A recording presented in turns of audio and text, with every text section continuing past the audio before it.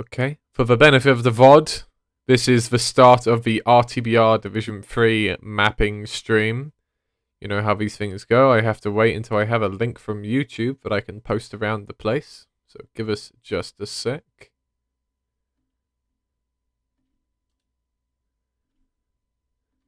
Okie doke. URL. Put that there. There.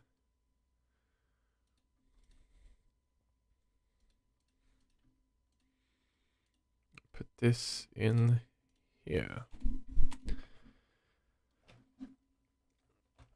I'm also going to turn on my chill wave music now, which I think might come through on the stream.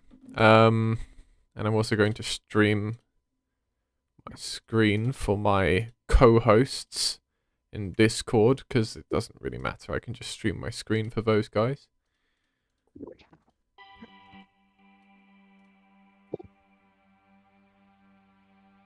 Okay, I think the music is coming through. And I'm just going to grab a link to the YouTube thing myself so that I can have this open on my phone, but my co-hosts will also keep track of this for me, so no problemo. I do not want to answer your survey, YouTube. Thank you. Alright, there we go. Hello, everyone. Welcome to the RTBR Division 3 mapping stream. Wait, am I coming through on... Am I? Yeah, you are. Okay, I am coming through. Okay, cool. If I'm a bit loud, then sorry about that. Let me just turn myself down maybe a teeny tiny bit. Hello everyone, welcome to the RTBR Division 3 mapping stream. Today we are streaming a bit of Division 3 mapping. In the background I have some royalty-free chill wave. I hope it's royalty-free. The thing says it's royalty-free. I did my research. The guy says it is. If it gets copyright struck mid-stream, it's not my fault. I did my research. It is the troll in that case. But besides that, I also have a few co-hosts with me. Some fellas who are kind of taking a look with me today. So, from top to bottom, Amicus. Hello. I'm one of the co-leads and a bunch of other stuff on the team. Like, too many things to list at this point. Yep. Entity. I'm Entity. I do a few things. I'm a voice actor for Barney in RTBR, and I voice the Elite Metrocops. I also do music composition, sound design, and yeah, that's about it. Mail 260. Yo.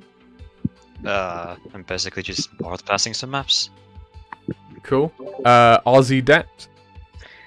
Oh, texture artist and level designer. And lastly, Sir Mars. Hello, 3D designer here. Cool. So, just some information for you guys watching so you know how this stream is going to go. First of all, this is like our first time, I think, really giving people a look inside our process at how we make stuff on RTBR instead of just being, you know, streaming a game or something. This is a very new thing for us, and a lot of us like to just kind of get on with our mapping typically. It's probably not going to be a design by committee thing where I just kind of take loads of suggestions from the chat on how to detail this concrete wall. But what I would like it to be is a round table of sorts where you guys feel like you can just ask general questions on Division 3, on how we make the mod, on how the team is run, because this is a peek at the inside of our process. I also want to specify that I've deliberately picked a map that's not very spoilery, and we've also turned off most of any spoilerific entities in this map. And also note, if you ask a question that's like a story or gameplay spoiler, it's probably not going to be answered, because what we don't want for this to also be is a premature reveal of a bunch of stuff that isn't ready yet. So, yeah. That disclaimer is also here. This map is not fully art passed. It has been tested once, as we've done blockout testing on the Division 3 depot maps, but it is not... I guess it's not, like, fully ready for, like, public consumption yet, basically. So, in streaming this behind the scenes, please everyone be respectful, and keep in mind that... You know, you're getting a glimpse at something much earlier than we would typically reveal these kinds of things, or we would choose to reveal only small parts. So be respectful of that, of the process. Otherwise, let's sit back, listen to some royalty-free chill wave, and watch some art passing. I'm going to just quickly run through the comments here and say hello to some people. And by the way, my co-hosts, because this is a much more casual stream of just conversation, you guys can also feel free to dip in and out with the people in the chat and chat to them as well. Just you know, say their names so that they know who you're talking to. Just gonna go through. Hello everyone. Thank you for all the compliments. There's a couple people saying RTBR very cool. Thank you guys, very much appreciated. This is not Wasteland Vista. This is Wasteland Depot 02. This is the third depot map in the depot journey of RTBR. You can use map based on RTBR, and we will not be showing any weapons today. This is just a mapping stream, as I said. Okie dokie.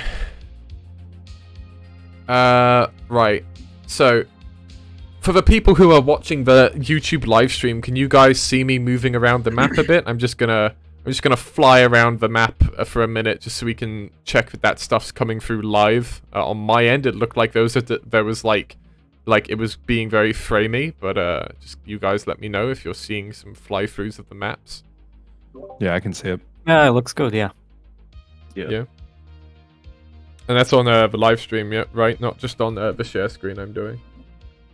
Yeah, it's working. Yeah, on the Yeah, YouTube live stream. Okay, cool. It's working.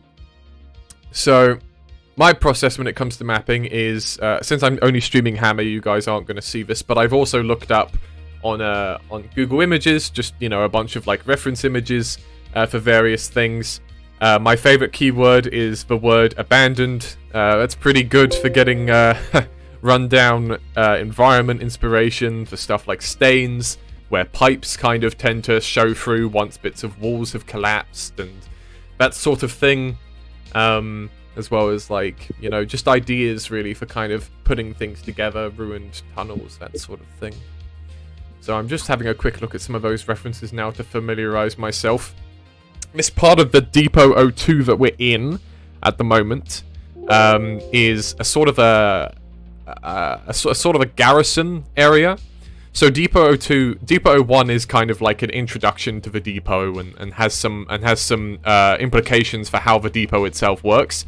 Depot 03 is a little bit more combine oriented. We've seen some screenshots of that revealed in previous devlogs, and also we showed a little bit at the end of the most recent Salvation release video. But this part of the depot is more about the human element. And is kind of this middle ground of all the areas that the Combine hasn't needed to sort of manipulate yet, and so have been left in disrepair. So this sort of garrison area, we've got like an abandoned locker room here, and we've got these bunks. I've already art passed a fair amount of this locker room. I think I'll probably push it a bit further. I might also look to do some more lighting stuff. I've got a very simple lighting profile in here right now. And then over here, in the bunks, I'm definitely going to do some more. I just kind of did a broad strokes detail pass last time I was here. We have this kitchen area over here that's fairly art passed already. The floor might get another stain decal or two. It's looking a little clean right now for my liking. And I also plan to make these cupboards do something and maybe put an item in there. Or maybe just some more art pass stuff. Currently they are just brush cupboards. But this could very easily be made into a, you know, like a funk move linear or something, and put it there so that the player can actually open it and see some stuff. That might require modifying this cupboard a little bit over here. Just because I think if this opens all the way, it might be a little awkward for navigation. So we might need to make this a little smaller. Maybe one of these could be like a fold-out drawer or something instead, for example. And then over here we have a bathroom as well. I've also done a broad strokes sort of detail pass over this bathroom. I would like to push it a bit further. I just kind of need to think about really how to do that at the moment. These doors might get a bit more detail, like a handle on them, for example. And then maybe do something more with these kind of cracked mirrors. This is what we've got at the moment. Then we have this sort of shower room over here that, again, I think I'll probably push a bit further. I might do some extra detailing. I might also collapse in one of these walls or a bit of the ceiling or something. We'll just see how it all comes together, basically. I'm expecting we'll spend most of our art pass time today in this area. Mill and I, it's Mill260 who introduced himself a little bit ago. Mill and I are actually working in shifts on this map. What that means is that because we're both available at different times and we're in slightly different time zones, he'll work on it a bit when he's able to. When I'm not able to, then he'll pass the map back to me and I'll work on it a bit and give it back to him before he's next available. We tend to do this when we want rapid iteration on a set of maps. So you basically pair up two, or for example, when we were in the advance of trying to ship Div 2, we actually had 3 people working on some maps. So that you basically get round-the-clock work. Round-the-clock free-time work, that is. Particularly, for example, Quarrytown 03, Ozzy was doing night shifts at his job at the time, and so I would work during the day and he would work during the night. And that's how it all came together. So, yeah. Has there been any questions in the chat from anybody, or just sort of comments so far?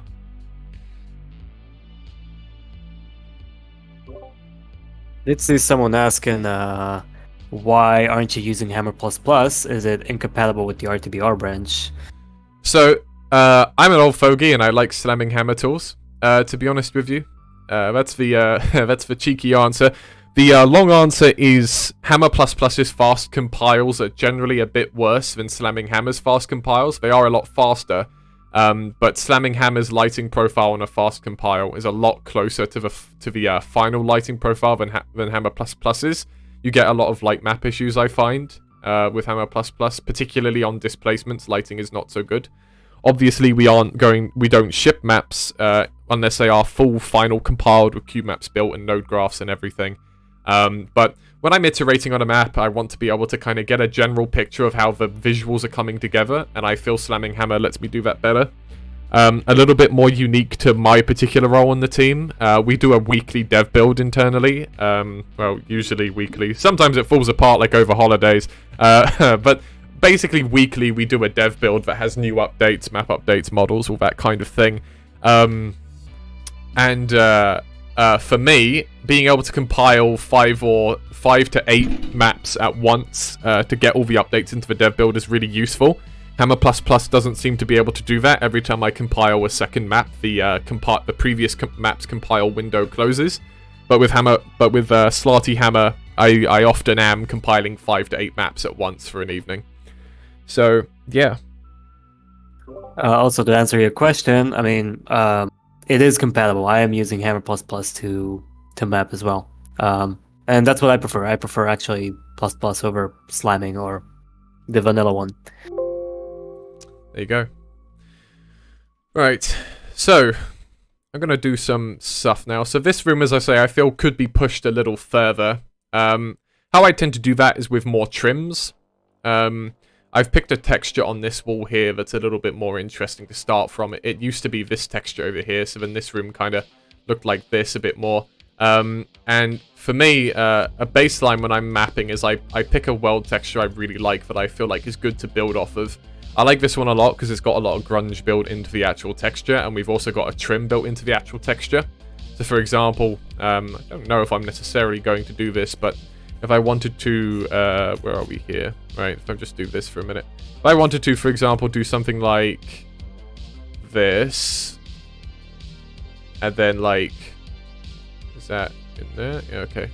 If I wanted to, for example, very quickly just pull this forwards or something, just to create like a little bit more geometric detail. I do actually not mind that. It's very easy to do when you have a texture that already has a trim built into it, basically. So we'll see. I'm gonna actually extend out these trims, I think. This would help if I split this wall down the middle here. Another thing that's obviously very important is splitting up the brushes properly. Once a map has been art passed, the geometry can get a little messier with how much things have been split up to make room for trims and everything, but all part of the process, really. It's just sort of what you vibe with. And then we have other times like this where I've just realized if I do this trim this way, it's going to compete with this broken wall here. So really I have two options as an art passer here. I can either bring down this wall or I can decide on a different solution for the trim. I think I'm going to bring down the crack in this wall a bit so I still get to do the trim. So I quite like that idea. Doing so might mean that this wall doesn't get used so much. We have some broken brick walls here, which are kind of meant to give a facsimile of this. For a final release, we'd probably create a custom texture for some of these assets. Instead of just shoving them in, because obviously they don't really fit right now. We'd probably pick some stuff like that, make some quick retextures or skins, as we've done, for example, in Salvation, in the church background area. We made a quick retexture skin for one of the rubble piles to use the same world textures the church itself uses, to make sure that it kind of all gels together. Anyway, let's pull this brick wall down a bit, I think. Just gonna put it down to like here or something. Probably means we actually don't need that bit anymore. Maybe we do. Obviously now we have a bit of Z fighting. I think we'll get rid of that for now. And what I might actually do is pull this down even further so that I don't need the other one. And then use that as a guide for where I should pull this down to. So yeah, okay. Let's connect this up like this. Get this wall and this wall. And I'd like to try and improve this geometry a bit. This was a very quick cut done just to basically, for Blockout, just to make the idea obvious about how this wall is supposed to come together. Now we're actually art passing it, and we want our lives to be a little simpler. We're probably going to clean this up a bit at this point. Just so we have a completely clean cut at the top. Do something like... Yeah, see, that's what I'm talking about. We need a slightly cleaner cut here than that.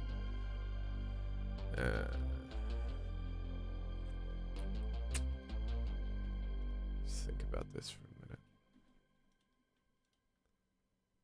Well, okay. For now, let's just move this down. Sorry, what were you going to say? I got there's a fun question here. From what is currently released, rate speed, I guess. Yeah, that's it, if I pronounce it correctly. From what is currently released, what is your favorite? If I may answer myself first, my most favorite part in RTBR currently is Eli Collapse, which from a development perspective, I saw how far this map progressed from like Blockouts and stuff like that, and the final product overall was one of my most favorite bits in RTBR as well. And when you get to use the Alice gun, which is extremely satisfying for me personally. But you guys, what is your favorite part? I'll go next. If you couldn't tell, it's Ravenholm. Oh, that's a surprise. If that wasn't obvious enough. No, I'm very much surprised by that, bro. Yeah, we only made a whole fucking mod out of it. Yeah. There goes our monetization, Kralik. Oh, sugar. Sorry. Very sorry. We should be more family friendly than that. Whatever. Doesn't matter.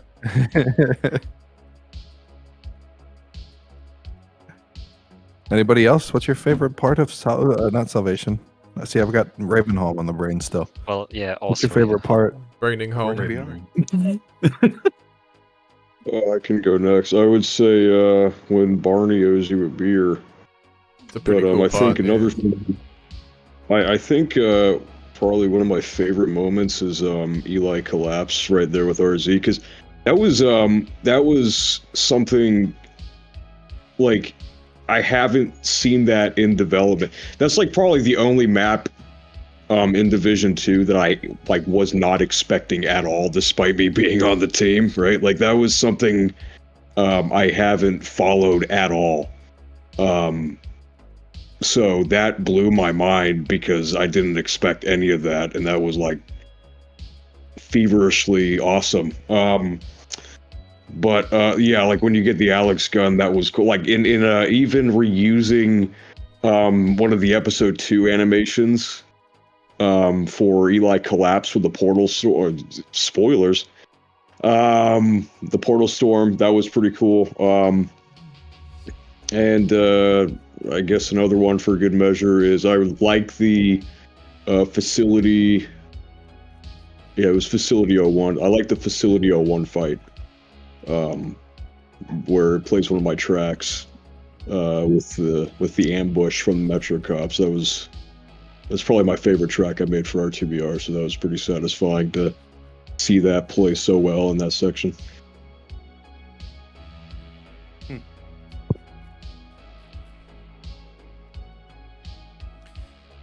Anyone else want to step up? I've talked plenty, so I'm sort of I'm going to give other people a chance to natter here. My favorite part is Ravenholm. Yeah, really? Huh, that's pretty cool. You know, My favorite part. I'm glad you illuminated that for us.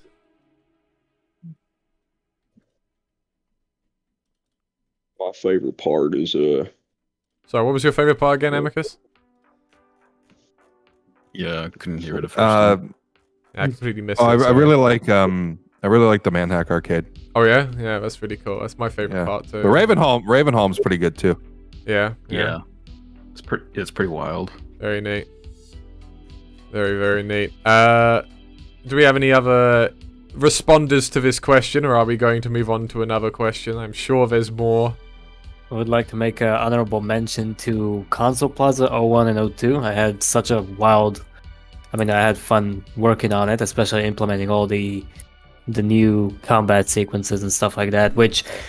Also, by the way, I did see a lot of streams involving these levels, and I did see that not a lot of people did see those new combat sequences, but that's okay. Okay, those are mostly optional. But I had a lot of fun working on it. It's one of my most... It's an honorable mention for me, besides Eli Collapse. But yeah, that's about it. Nice. Just a little thing I'm doing here. This is kind of how I do this stuff. Over here, you see this trim doesn't really work with this light prop. And if I was going to redo this, I'd have to either change the light prop, and I quite like my choice here, or I'd have to screw the trim again, and I actually do want to do this trim. So I'm going to cheat over here, but my answer to that is it's okay to cheat if you cheat consistently. So that's what I've done over here with this door, that's what I've done over here with this door, and that's also what I'm going to do over here with this door. In that case, it kind of all comes together. It's still a consistent art pass because the same detail is present. This trim doesn't exist above door frames, and that's really just how I justify doing something like that. As long as it's consistent, people will be like, well, it's above every door frame where this trim applies. So, it's getting a little nitty gritty, but I wanted to show a few different examples of art passing over the course of this stream. Sometimes it gets this nitty gritty with the brush details. Sometimes it's broad strokes, putting props down. We will probably do a bit of that as well. But yeah. Any other questions then? We got Cool Cats Matiha, Production asks... Oh wait, you go first. I'm just going chronologically. Yeah. No. All right, so you go ahead first, Grigori. That was it. I just said no. All right, fine. I will not. Oh, that's your Cool Cats answer. Productions asks, There's your answer. question, is this the depot chapter? Yes, this is the depot chapter. Is the depot a prison? It's not a prison. It has prison parts. It's not the prison. It's not. But let's say you don't want to be sent there if you want to get locked up. It's not a very nice place. Yep. Rojahil, I hope I pronounced that right. Excuse me for that. Which do you find harder than when designing levels, blockouts or art passing? For me, it's art passing. Art passing is a freaking nightmare for me. Definitely blocking out. I'm much more of a natural art passer guy than a blockout guy. I've sort of got the hang of both now, but art passing comes way more naturally to me. To such an extent that blocking out a level is usually supposed to be the quickest part, but I find when I make my own levels, blocking out usually takes me just a little longer, just because I struggle with it a lot more. Whereas when it comes to art passing, it just comes together a bit more in my head. But I will explain why specifically blockouts are easier for me. I mean, think about it as like playing with Legos, right? You know, you just build blocks on each other, see if the map flows correctly. If the gameplay is like needs a bit of tweak here and there. The art passing is more tiresome work because you have to like put a lot of work into each corner and make sure it's like it looks good. It's especially for players who like exploring. And the art passing is obviously you don't have to do all these kind of details. You just focus on the gameplay and the level structure. Like I said, like building Legos, in my opinion. Somebody says, I see some hunt down the Freeman assets. I don't think that we use any at all. Nope. Who said that? Someone who thinks they're funny. Don't worry about it. Mm. Who's next on the question board then? So they seem to be coming in quite fast, but we've nattered around a fair bit at the moment. Maybe here's someone from Bogey. During the blockout stages on the maps, what's the best way to make engaging combat sequences? Well, it's really just about. I mean, I guess you develop a certain affinity for it at some point, and then we test. We run a lot of testing internally. We see what the testers like and what don't they like. We use that to really come up with things. Sometimes a playtester will say, I don't really like how this area plays. I'll ask them why, and they'll say, it doesn't feel hard enough, or this enemy doesn't feel utilized enough. And then you really go in and you just think about, okay, how can I make this more about the thesis, right? Because every combat encounter should have a thesis. It's kind of like, what is the purpose of this encounter? Does it teach a player something? Does it force a player to use a particular weapon or engage in a particular way? And you should make an encounter that kind of goes in line with that thinking. Something I've noticed from mappers and stuff as well, and something I've kind of dipped into a little bit, is if you take even just like Half-Life 1 for a reference for the way they place their enemies and everything, it feels like the enemy has been there for a while. For instance, when you go into a room and you see a bull squid and it's eating a corpse, and it's not just like almost like a Doom monster closet where you open a room and there's a monster specifically there to fight you. It's obviously a little different when it comes to Combine soldiers and stuff because they are literally coming to get you. But when it comes to creatures and zombies and all that stuff, it should seem like they've been there for a while. And they're kind of living in that area. Mm-hmm. And specifically for Combine, for example, how do you make them engaging?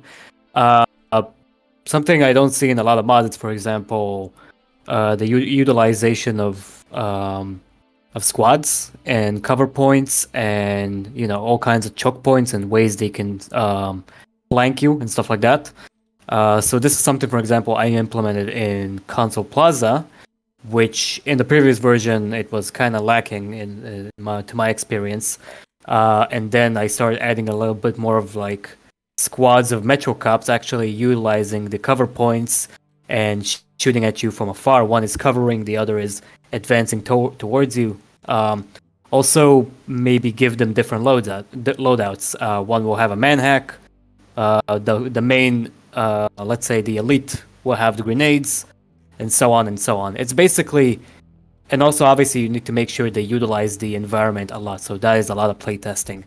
You need to basically playtest again and again and again to see that they don't have this weird quirk when fighting you, like getting stuck on walls or objects and stuff like that. Yeah. Thank you for coming to my TED Talk. Fair enough. What I'm doing here, now that I've created these trims and they are done all the way around, we of course need to optimize, so I'm going to clip them off, make them into func detail, and that should then simplify the vis portal calculations in this room. So there we go.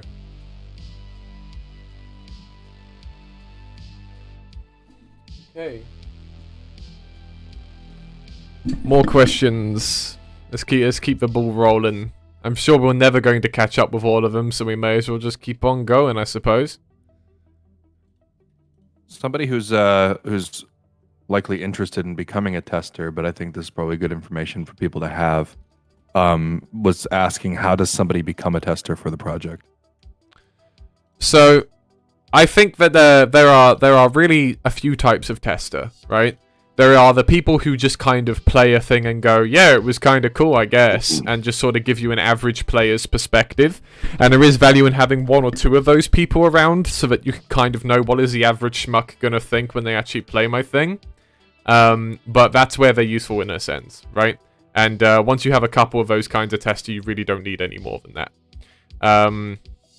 The second type of tester is the type of tester that is much more picky and analytical, picks at like every issue.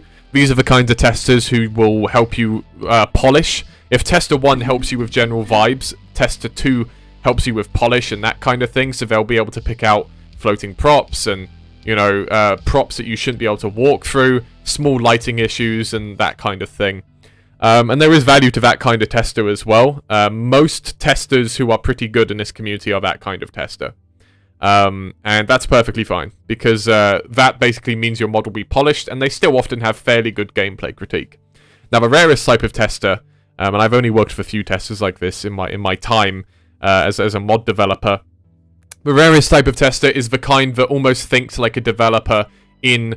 When they're playing the level, they're thinking, how would I have built this level? So what I was talking about with a thesis to combat encounters, and every map is designed around a thesis. We think, what purpose is this map supposed to solve, right? What is supposed to happen over the course of this map that justifies its existence? Because you never want a map to just be, you fight some guys and then you get to the end, right? Theoretically, that's every map, really, but maps are supposed to be more than that. They're supposed to teach you something about the gameplay mechanics. They're supposed to engage you in a particular way. And because we think about that, the most useful tester that you can possibly really have, and again, they are very rare, is the type that kind of plays the level and goes, this is what I think you had in mind when making it, and here's what you need to do to get it there, right? Those are the kinds of feedbacks you get that turn a map from being an 8 to a 9 or even a 10, because they help you reach the full vision of that map. We have people in all 3 camps on RTBR, and I'm not talking disparagingly about any of these camps, but in terms of testing, because we already have people in camp 1, I would tend to pick up on testers in camps 2 or 3. And if there's someone who I think is in a camp number 3, that's a very rare skill indeed. So, if you wanted to be an RTBR tester, basically, giving feedback in our Discord, for which we have a forum now, is definitely one way to do it. And if you give lots and lots of great feedback, then the next time I'm looking for testers for a release, I might get in touch. If your feedback is just, you know, I don't like this, floating prop here, floating prop there, you know, maybe you'll get contacted, maybe not. It sort of depends on how much I think we need that perspective. If your perspective is very much, here's what I think could be done to this level, and your suggestion is really good and consciously thought out, then honestly, that's probably the most impressive thing that we'd be looking for. Someone who can think like a developer, basically. Because even better, that might mean at some point you become a developer. And then I got another developer out of it too. That's pretty good. It's happened with a few people, so it helps if you know mapping in general as well. Like even like at a surface level, playtesters who understand kind of how mappers' minds work. It usually, at least in my case, would give a lot more, I guess, usable perspective on things. Because getting feedback for things that, like, for instance, aren't possible in Source or are a certain way because we're operating under like a constraint that Source has, then you kind of get like unusable feedback and stuff. So people who generally either understand mapping or understand Source Engine to a degree, it helps a lot. And know Half-Life a lot. Yeah, exactly. Something I'm just doing here, now that I've made this trim over here and I've figured out how that's going to come together, now I just need to make it consistent in the other room. So we're just going to put this across the walls and sink it in the places where it makes sense. We've already done this in advance above these door frames. I'll just basically need to clip it off at the trim here so that we can make this texture alignment here consistent still, except on the trim. So yeah. We got another interesting question here. Chocolate Mane Wolf asks, how do you deal with the lack of lighting preview? I've tried getting into Hammer, but it's too hard given it's basically a CAD program. Oh, But I great. can't manage to get the lighting to look right. So basically, Hammer does allow you to preview the lighting, although it's not like 100% accurate to what's going to be in the actual level. Also depends on if you're going to run it on fast settings or normal settings. Normal settings is usually what's going to be in the final product. But yeah, I mean, Hammer can preview lighting, if that's your question. Normal versions of Hammer don't. Swapping to different kinds of like versions of Hammer is kind of your best bet to go with. Like, don't just use one version. Use every version for their individual niches, basically. At this point. Yeah. By the way, I just like- got a crash there, so that was pretty fun. This was like the one map I was expecting to not crash because it's so lightweight, and I guess I was just doing too much fucking brush fuckery because it just crashed. So, excuse me a minute whilst I do all that work again. Not on the trims, thank God. I've already, because I control S regularly. It's just I just have to apply these texture scales again.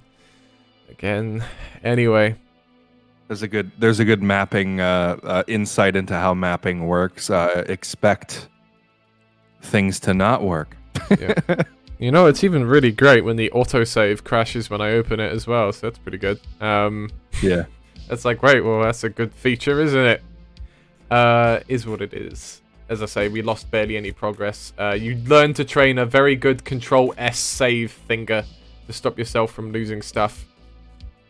Sometimes I think it just happens when you have Hammer open for too long, to be honest with you, because I sometimes get it on maps that are, like, really small and stable after I've been mapping for a few hours. So... yeah. Sure. Sorry, what was that question? I was losing my mind, actually, going, oh crap, it crashed, so I wasn't really paying attention. I'll say sorry. I was kind of answering that, but how do you basically... I mean, the question was, how do you deal with the lack of lighting preview in Hammer?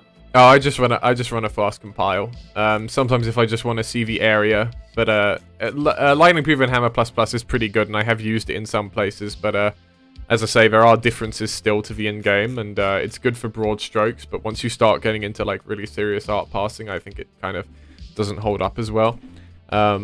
So for me, I just like, as I say, I'm kind of a bit of an old fogey. I just kind of like to go in-game, run a quick fast compile, see how it all is coming together at the moment. And yeah, if it's a big map, I'll cordon off the area. I'll cordon off the area that is in question so that I can see just how that area lights, basically. And sometimes you have to bite the bullet because you need skybox lighting or something as well, and you need to cordon more, or you can't cordon at all that particular area. So, you know, you make do, basically.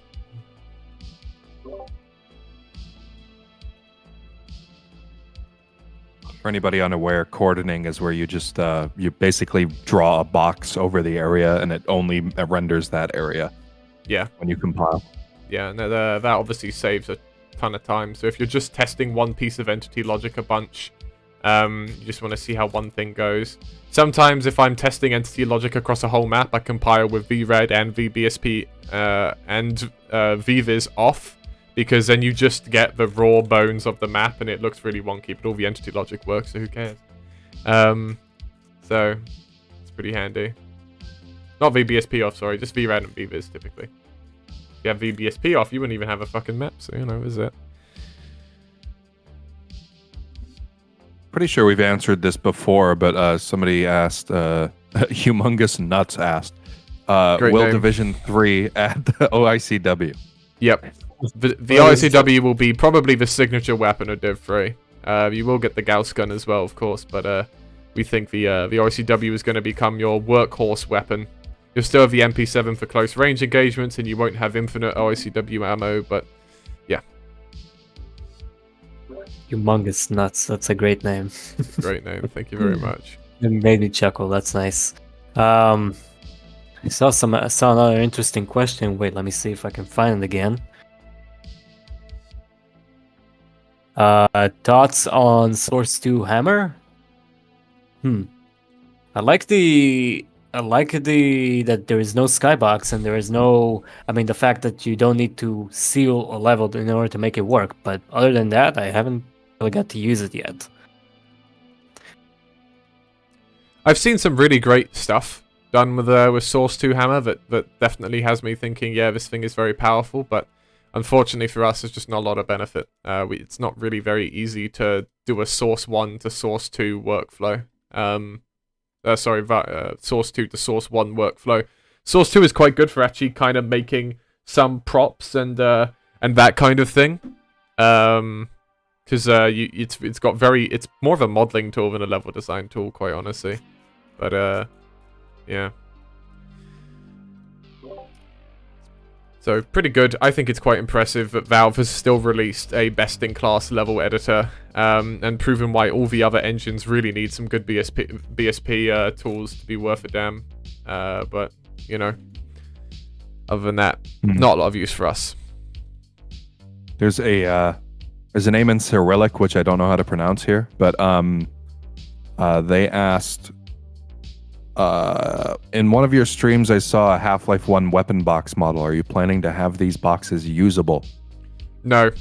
These props in Eli Maxwell's lab are purely references to other things. Maybe little knickknacks Maxwell kept from Black Mesa to use for his own purposes. The Tau Cannon will have an alternate form of ammo management, which we are not ready to reveal at this time.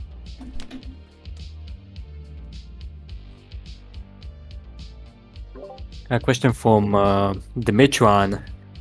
What do you do when a map doesn't turn out as expected or want? Do you keep it or start from scratch? It really depends at what point it hasn't turned out how you want. Is it that it's now structurally a mess and basically impossible to work with, which happened, you know, with like some very, very old RTBR maps, because, you know, I just wasn't that good a mapper 6 years ago. You know, in those cases, yeah, sometimes you have to scrap and go back to basics. If it's not the actual structural principles, and thus it's not impossible to work with, and it's just the execution, it really depends. It depends how much work you've put into it. It's really a decision you have to make. I can't really make that decision for you. Me, I'm a big proponent of the fact that cutting should be the last possible resort. We're modders, we're not professionals, and so although some of us are professionals in industry, we're working on this in our spare time, right? And the main thing is that we don't have time to waste on stuff that's going to get cut. We have time to spend on stuff that's going to be used in the game. So some of that is you just think very carefully before you commit to a particular thing, just in case it doesn't really work out. And part of that is making sure that we have systems in place to... if something gets committed that's not quite there, then we have systems in place like testing, like our shift system as well, to bring things back up to speed. And also we have the benefit of stuff like being able to just make follow-up releases and patches and that kind of thing. So yeah, gonna put a trim around the edge of this floor now. I like to have detail everywhere, so that's floor, ceiling, and walls, regardless of where the player could possibly look. So I'm going to put a trim around the edge of the floor, and I might put another trim around the middle of the floor in another square kind of pattern. And then I think we're going to be done with this room's nitty-gritty, and I'm going to go pick a room that doesn't have a lot in it so that we can actually do some more broad strokes like props and decals and that kind of thing, because you guys are probably sick of watching me screw around with trims now.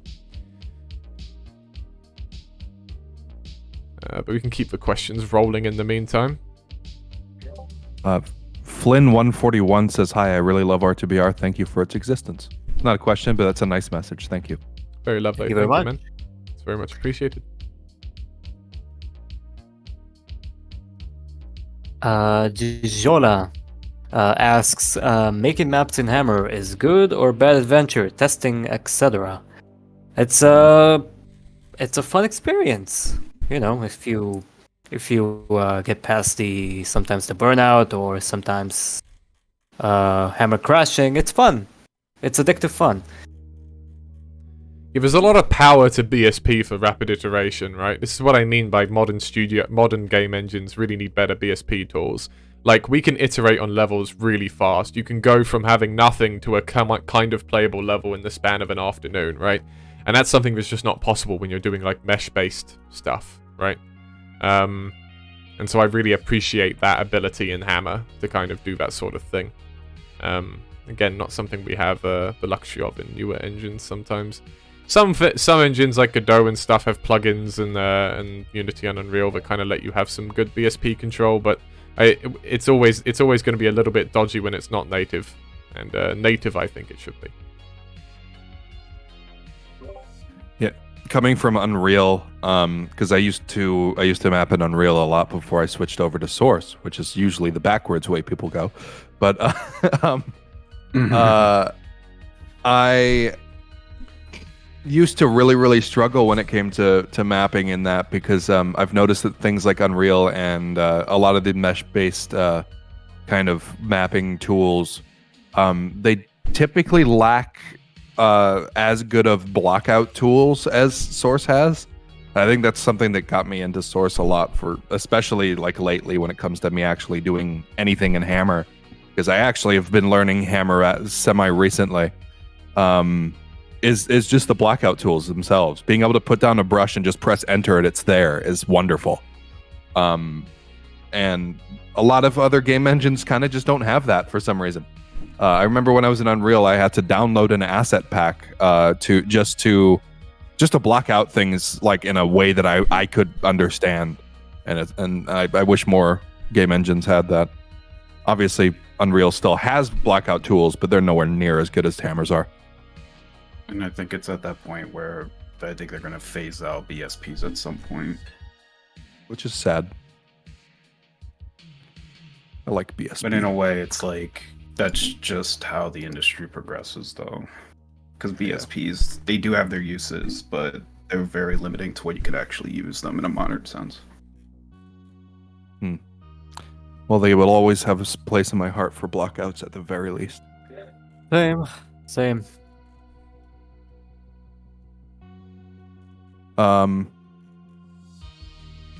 Shockwave 101 says, how to not go insane when mapping?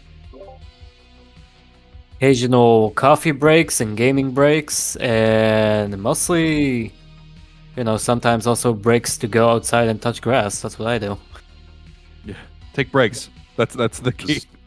Take breaks, and I think Time away another... from the computer screen. Yeah, I mean, that's really the case for any computer work or anything. Sometimes just take a break. And another thing that I think really helps me in particular is mapping communally. Not like by committee, like, hey guys, what do you think I should do here? What do you think, etc.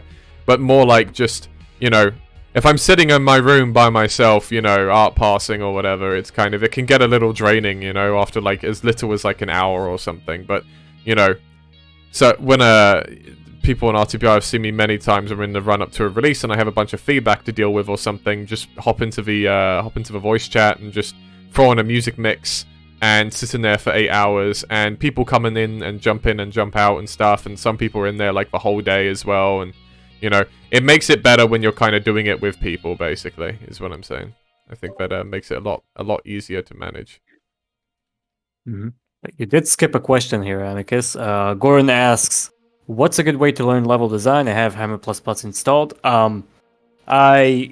When I used to learn how to map, usually I listen to 2ClicksPhilip tutorials. That's how I basically learn how to map. And I also recommend Top Hat Waffles tutorials. He's also incredibly amazing with his tutorials. And in my opinion, these two people basically taught me how to map. And you basically just need to... even when you first map, you can it's a lot of trial and error. Try doing different things like sequences, and learn how to fix leaks, stuff like that. It's a hard experience, but nowadays you have a lot of tutorials and you have a lot of like documentation as well. The Valve developer community does have very extensive documentation for you to read. So that's for me at least. Also, if you're in like any community or anything like that where you're friends with people who already map and everything, that is like the best way to learn. Is kind of be around people who already know what they're doing. That's at least how I learn a lot of the things that I learn. Is I kind of I hang out with people and I absorb information like a sponge as much as possible, because it's a super beneficial way to learn like things like mapping or modeling or anything like that is make friends who are already in that space. Adding to that, they also can provide you a lot of feedback, and feedback is extremely important when you make maps. Especially if you want to make a good map and release it, you need actual feedback from people who know mapping and gameplay and developing stuff to give you the direction you need to go on your mapping journey, basically. Very true. Like I'm not really I don't really map. Like I've mapped a few times. I do map semi occasionally. Not for RTVR, but for something else. But like I would not have known if I was not friends with Kralik. I would have not known at all to use like, you know, a smaller grid size and like use like different grid sizes for different things. You know, like I would have not have known that if he had told me that. You know, so it is. From my limited experience, I already know, like, you know, having friends that do map are very are good to have. Yeah, it's very handy to just be able to learn from your peers. I think the best way to learn is to surround yourself with people who are better than you, and then you'll get better as well. That's what I like about RTBR. You know, I'm not really a specialist in anything. Mapping's a thing I'm possibly the most specialized in, but even then, not really. Most people in RTPR are better in each individual field than I am, and so I learn a lot every day from a lot of different people about what they're good at and what they specialize in and so on, and there's a lot of value to that as well. Requires you to be willing to, you know, be humble as well and admit that this person is a lot better, and I think that's also just a good mindset to build overall. Someone always knows more than you, and it's not a bad thing to open yourself up to learning from that person.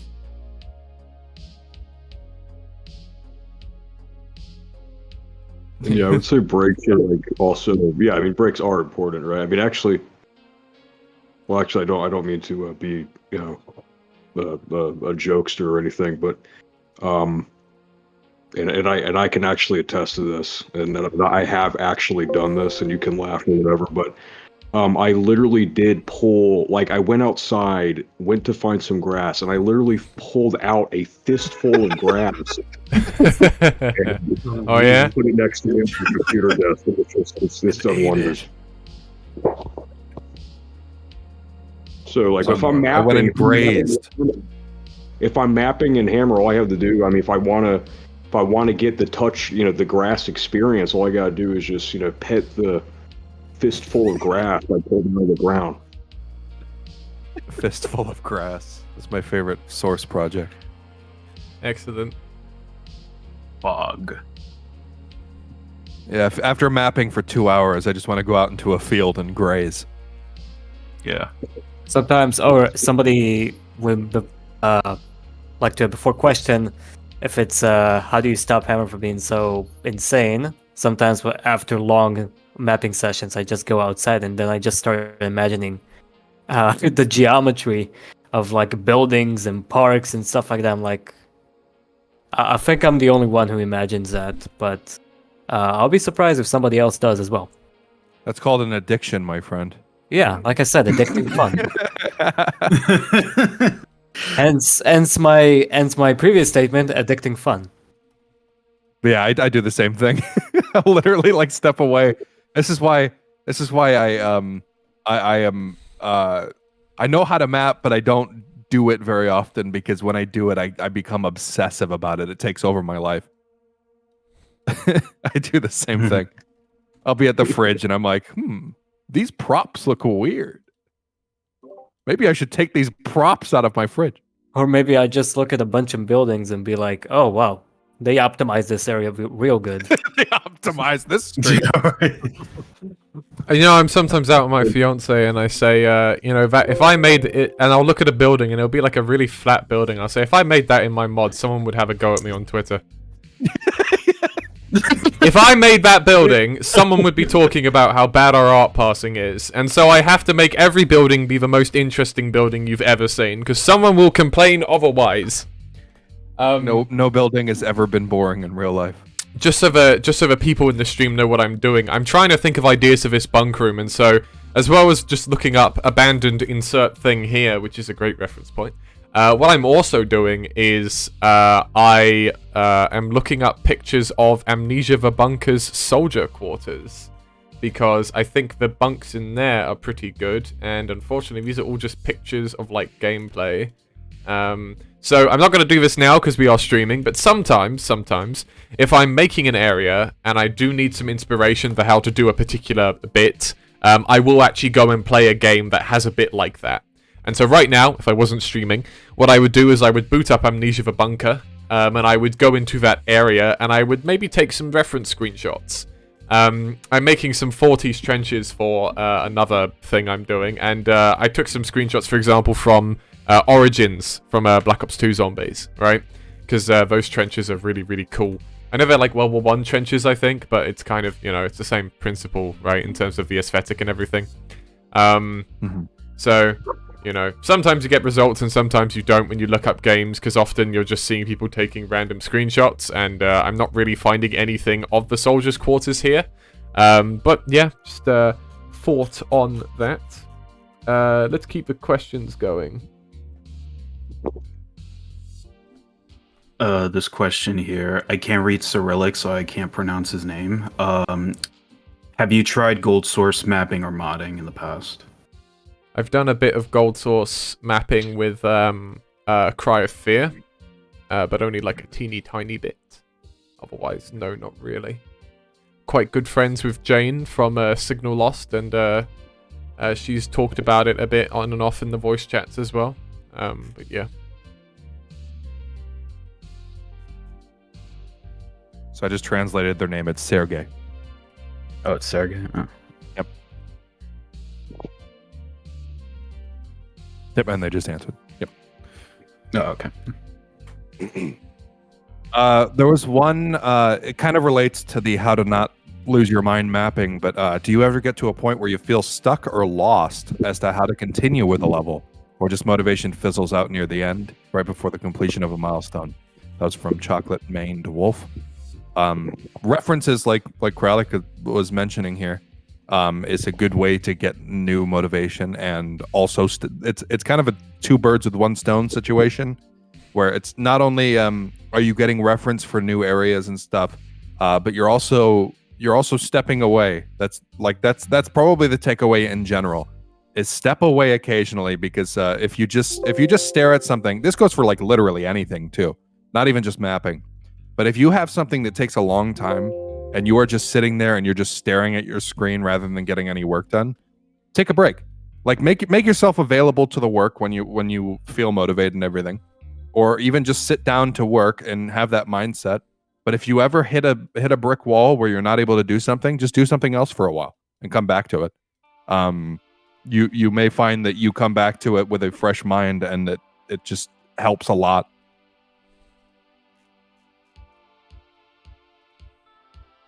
It's good advice. Yeah, in general. Yeah. If you're raising a kid and the kid is crying, step away. I'm just kidding. Just step away. If Get some help. You know, if you're in traffic, you know, and you're just sitting there blankly looking at the back of a license plate. Just step away. Just step out. Just step away. Just get out of the car. Your vehicle. Just walk into the nearest field and keep walking. If your boss is giving you if your boss is giving you crap and you're just staring at him blankly, just walk away. If you're in a nothing flight, happened. If you're in a flight and you're really scared of flying, just step away. Just step out. Easy. Don't do any of these things. Yeah, don't do these away. things. These are not an Step RTBR out. endorsement of these things. Do not step out into oncoming traffic. Thank you. We Don't just step condone that away from your activity. flight. Step out of your flight through the evacuation door. Do not do that. 50,000. No, don't do that. Step away from these ideas. Mm-hmm. Yeah. If you think about doing any of these things, step away from that thought process. Exactly. That's the sensible thing to do. By the way, none of this applies to completing a puzzle at RTBR. Don't step away. Yeah, never stop playing RTBR. Yeah. Yeah. The takeaway is anytime that you feel bad or feel like you can't do something when you're mapping or something, play RTBR and never stop playing RTBR. Be hooked into it for a million years. Those microtransactions will really get you plugged in for the rest of your life. Oh no. Make it like what is a Shadow of War? With those microtransactions at launch. Oh no. What's the gun that we were like memeing about that like I was suggesting had like microtransactions? It was like for the April Fool's video. I think it was the AR3, possibly. AR was it? Oh, I think it was an AR3 that was like an RCW with 2 extra scopes or something. Yeah, and it had like stickers on it. The AR4, yeah. Yeah, it was the AR4, I think. Oh yeah, that was it. Yeah, AR4. Yeah, that was the idea. It had like a We are bent now adding barrel. 100% aim assist to ensure that you hit the enemy every single time. It sounds like some Ubisoft stuff, bro. It sounds like something Should they be would no do. more socks involved at this point of this video. And if they are, That's my favorite they'll entity. Call it. definitely block that. How many divs are there going to be? 7. There'll be 7 divisions. That question was from Cream. Cool. I would pay Use a for 20 a pink HEV suit for Gordon. Make it an add-on. Yeah, go and do it. Go and make an add-on. Yeah, you don't have to pay Like, for it. Just make it. Yep, we have add-on support, which means you in the audience can go and make add-ons for RTBR right now. Take the HEV texture and take the arms texture and just hue shift it to pink. You got a pink suit. Solid. Perfect. I just did it. He just did it. Just did it right now. Right this minute. Oh, I didn't really think about that. Question, is Yeah. the Gargantua going to be included in Division 3? That is something we have not said. Yep. Or confirmed. It's well, let's just say that's a gargantuan speculation there, huh? Good stuff. That was nice. That was a good joke, Entity. I'm glad you're here to bring some much needed levity to the situation. That's your best one yet, man. Because I'm just putting boilers into walls at the moment, so we need some interest going on in this stream. Gordon says RTBR add-on where Gordon's suit changes colors every 5 seconds. The Carmel Danson mod. Or maybe like an RTBR Rainbow Miser. Rainbow Miser? Yeah, Rainbow Miser mod would be very interesting. You Look, just make see his your, sleeves just flashing different colors.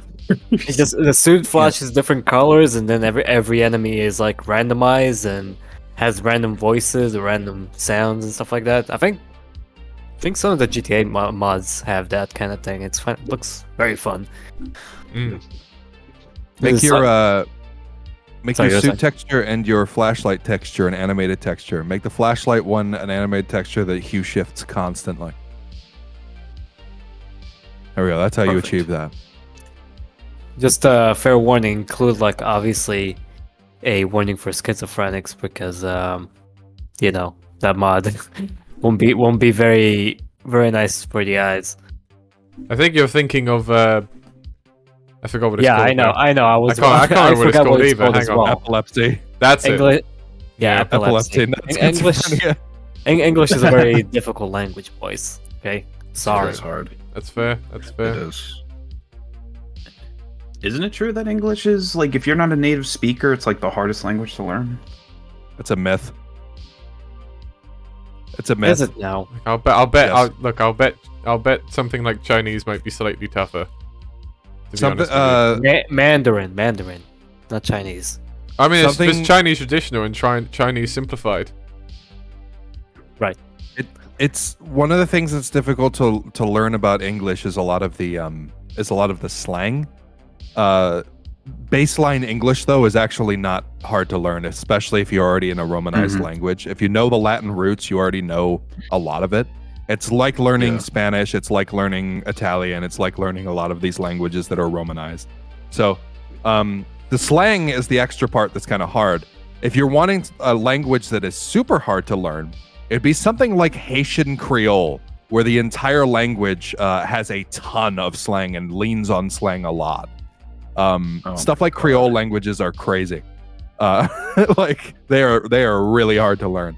But yeah, and then if you, depending on whether you're in a Romanized language already, and then you, for instance, it's going to be a lot harder for somebody who grew up in a Romanized language to learn like an East Asian language, for instance, because those started from different roots. They don't have the Latin roots that things like English and Spanish and everything have, and vice versa. Sorry, I'm a language nerd.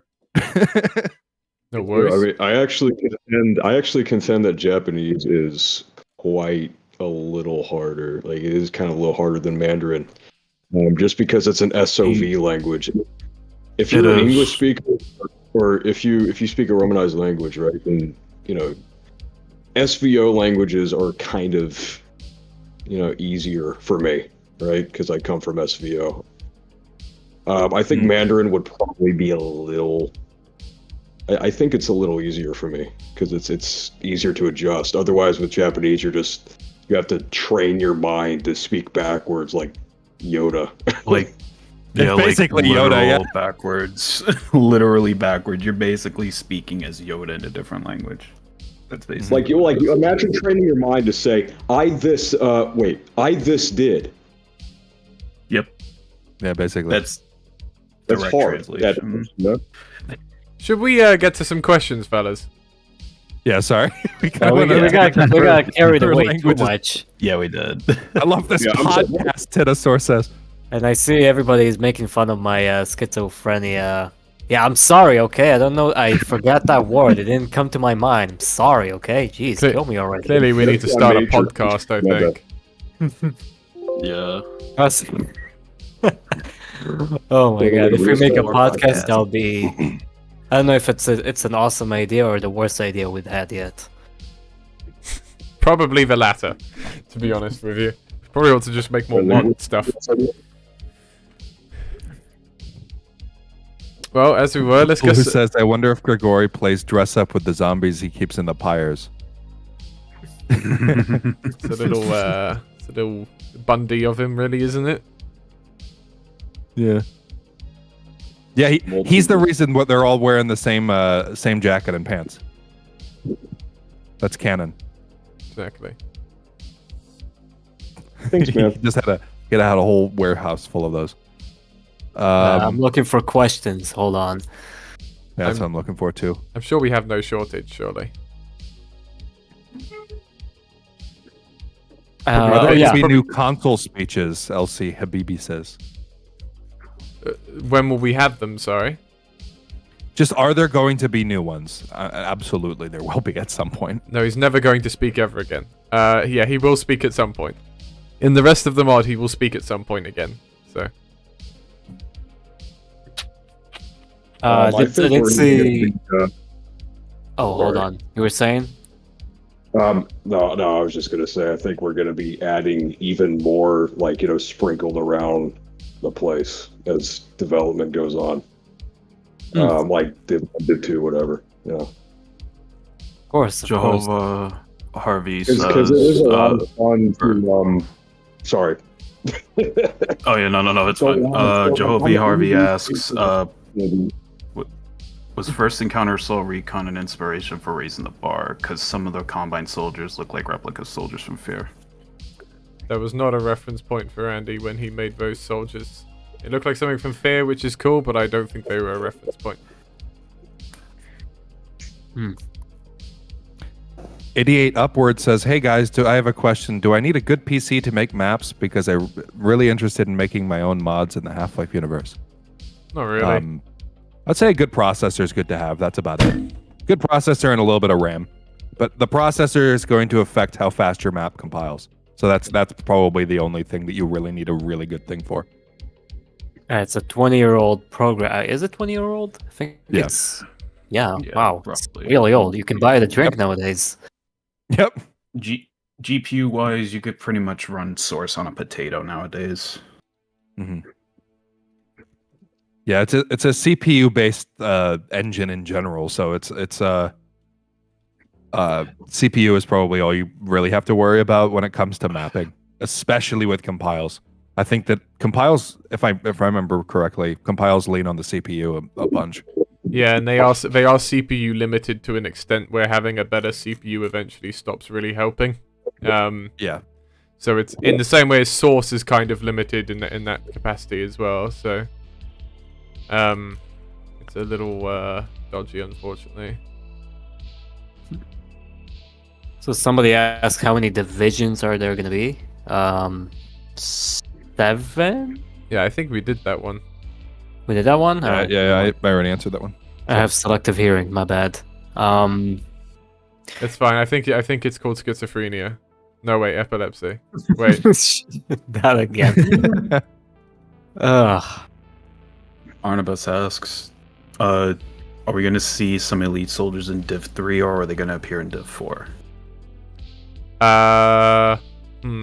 a good question. I think we've only got normal soldiers in Div 3 at the moment, and I think it's probably going to stay that way.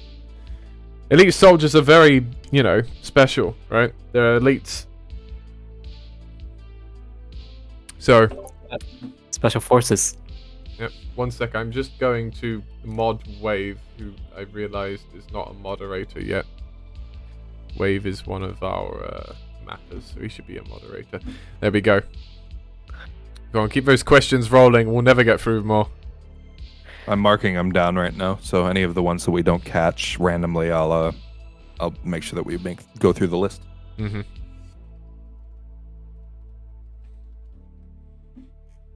Well, at least one of them is from Cool Cats Productions. Will the Wasteland have whale skeletons / bones? Probably haven't talked about anything like that with the Wasteland yet, so. That would be a nice detail, though. That is cool. That's a cool idea. Yeah, I think that's a cool idea. Put some skeletons on the seabed. Mm-hmm. Yeah, it'll have Like some the skeleton of a blue whale. Be massive. It'll have for sure like evidence of it having been underwater at some point at the very least. Do the Wasteland maps are the Wasteland maps going to have multiple routes, or will it be one main route with minor stuff along the way? Comes from Barnabas. Sort of going a little bit into like the gameplay design of that chapter, in a way that's sort of a little bit hard to answer without just playing it. I'd say stay tuned and you'll see. Some maps may be more open than others, and some maps maybe not. So. Jason Lore says, since you've made Ravenholm and Salvation, are you going to put any religious figures or things like that out in the Wasteland? Would be pretty cool to see a cross painted on a metal wall somewhere out there. Cool idea. When it comes to Grigori's whereabouts after Salvation, if that's what you're implying, I'll keep that under wraps for now. Salvation is his most recent and the most you'll know about him for the time being.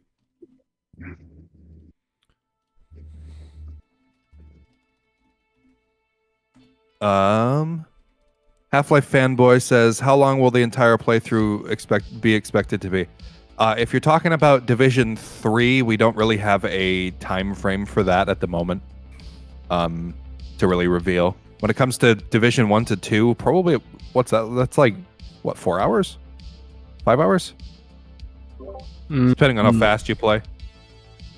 I've It seen, really depends. yeah, I mean, it took us 7 hours to beat Div 2, but we were talking about it, so, yeah. Yeah.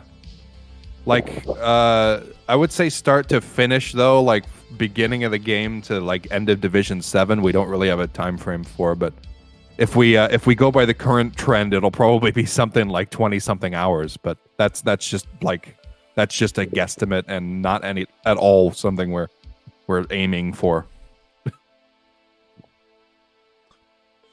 Just a note on this destroyed ceiling here. Like I mentioned of these brick walls, at some point before release, we would actually, go in and make a version of this prop that had a texture like this ceiling, so it makes sense. I'm not going to do that right now on stream because that's a bunch of crowbar and retexturing stuff, which means I would just be doing nothing for like 10 minutes. Or nothing visibly on the stream. So I'm going to leave it like that, but it's not going to look like that when we're done. Picture this texture used on this prop. And that's what it will look something like. So, yeah.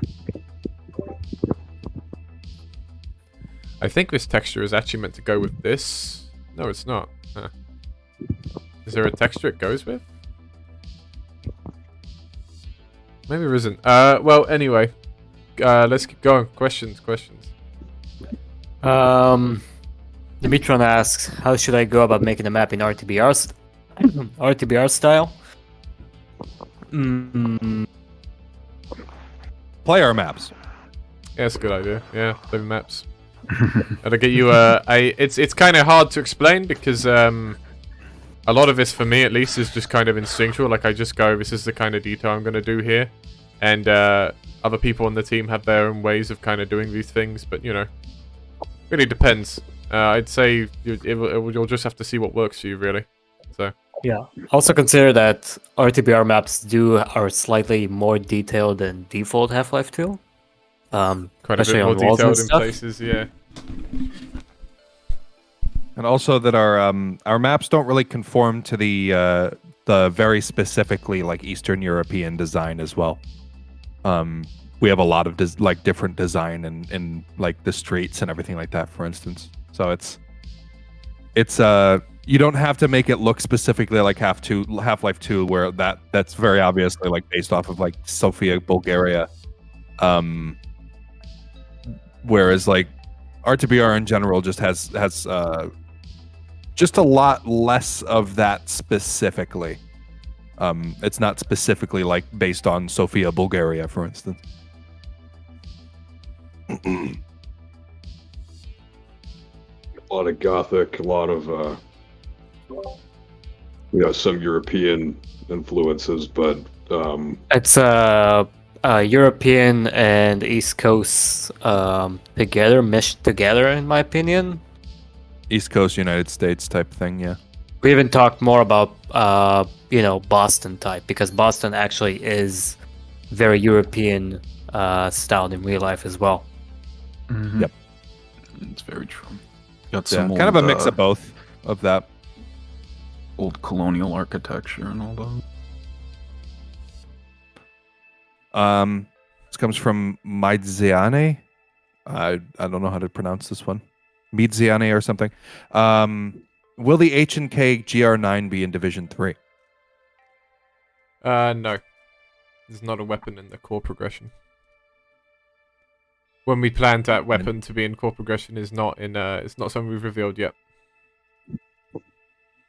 Trave asks, so here's a Half-Life question. Valve likes to release games when they have new tech to show off. If Half-Life 3 were to come out, what kind of new tech do you think would make them pull the trigger on Half-Life 3? Probably that brain interface thing that they were doing. Yeah, probably. Brain interface? Well, which one? I'm not. That's something that Gabe has been kind of obsessed with the past like decade, is brain interfacing with a game, basically. Just imagine That's- your own Half-Life 3. Yeah, Half-Life Alyx with VR was kind of the midpoint for that, I think. let's get into nerve gear territory with that, with HL3. Just have Alex, and the cast the whole cast just greet you by your full name. Yeah. And reading, I think the real-time MOS will be the technology to push Half-Life 3. Once Gabe can make the Half-Life he always dreamed of. Yeah. It's definitely going to be something like that obviously it's just speculation here anyway, but it's just going by their trends in any sense. Half-Life has always been about like pushing limits to what the game industry is possibly like able to do, and you see that with Half-Life 1 where it was a push of like level design and just first-person shooter gameplay in general, incorporating a story. You have Half-Life 2 that like revolutionized physics and facial animation and just characters in general in games. Half-Life Alyx really pushed like VR just in general, and still is like a front runner for like what you can possibly do VR space wise when it comes to games. Especially like interactability with the environment, and also like shaders, like for example I guess that's the only thing that comes to my mind now. But the bottle shaders, that's like looks very revolutionary, even if it's just a minor object. They love doing these small things like that as well. Glass physics, the lighting, everything. Seriously, in Half-Life Alyx, that's like, I feel like that was the excuse for the game, just to wait for these technological marvels to like be developed, and then you develop a game over it. So essentially, like something like a Half-Life 3 would probably be either both, not either, but like both revolutionary and like just something that it'd be revolutionary and something that just kind of hasn't been done before, usually. And I think like that's also the reason why we don't have it yet, is because that's something that they basically are required to push them forward, is it needs to be like introducing something new into the scene. Half-Life has always kind of been meta like that when it comes to like just development in general, but obviously we're not Valve, so we don't know their insights anyway, but that's my opinion on it, at least. I am actually going to do with some of these debris things because it's annoying me. It's making me struggle to picture what this room's going to be like, and I'm going to run a compile in a minute so we see what some of this stuff ends up looking a little bit like. This locker room's looking a lot better, certainly. Also conscious we haven't done that much mapping, given we've been at this for almost 2 hours, but there's been plenty of conversation, which is important. So let's keep the conversations rolling.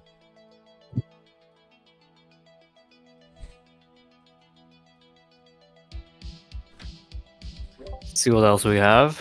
And I do have to go in like 15-ish minutes. So. Xavis asks, are the RTBR assets free to use by the fans? No. You can make add-ons for RTBR. If you want to make a full-on spin-off mod like Salvation, you can get in touch with us and we can talk about it, but they are not to be used in other mods that are not related to those things. And as I say, we'll need to talk about it if you want to make a full-on thing and not just a map pack or something.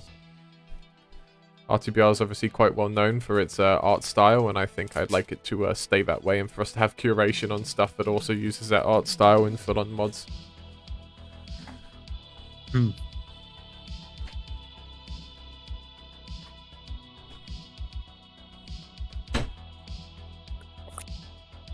I don't see any new questions, but Have we? I mean, we can dig into the backlog a bit because we probably missed a bunch.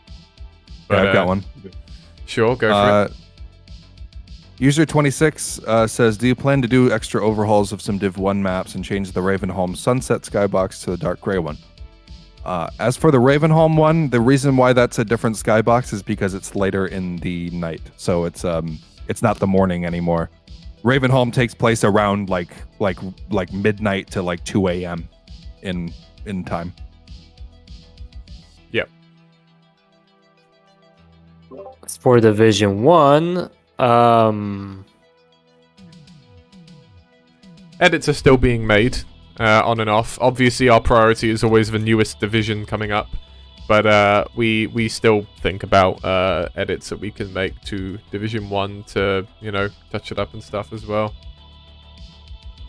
Yeah, it's always been an iterative process for the most part. It's like we're working on Division 3, but at the like the broad stroke of it is we're R2BR developers, so we're working on R2BR at all times. Where like we just prioritize obviously the new stuff, and then but we don't forget the old stuff either. Yeah, no, we like Div 1 is I mean, obviously not at the moment. It's not really being developed at all right now. But I feel like we're always adding stuff to Div 1. Yeah, so you can expect changes to Division 1 at least. Yeah. Dimitron asks, before Amicus goes, can we expect more Ravenholm or Grigori stuff in the future? I won't say that at the time. I will just say that Salvation will have support in the future. That's the vague answer. Is that I'll still be doing like bug fixes and stuff. My focus right now has shifted to Div 3, because obviously that like Salvation's out the door. 1.1 is coming soon, and yeah. So in the future, still give feedback in the public server and in Discord and everything, because I still keep an eye on that. Salvation has very much shifted to just being a thing that I take on and fix and everything. So if there's any critical bugs, especially when 1.1 comes out, please mention it in our Discord server in the feedback section, because it's something that I will be working on. So Salvation will have support going forward still. We're not just going to ship it and forget about it.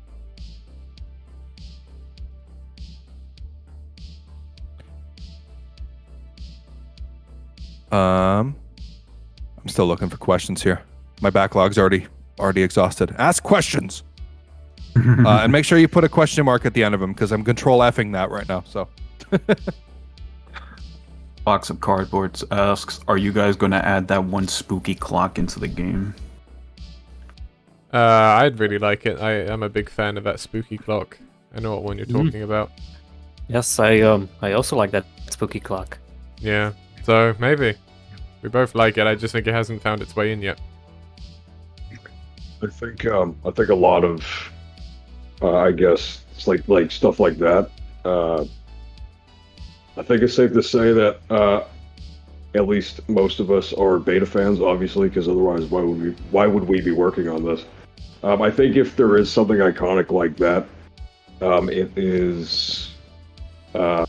it will probably be in R2BR. Likely, maybe. Yeah, at some point. Yeah. Yeah. Someone asks something about Half-Life. Have you tried Half-Life Delta mod, which got an update recently? Me personally, no.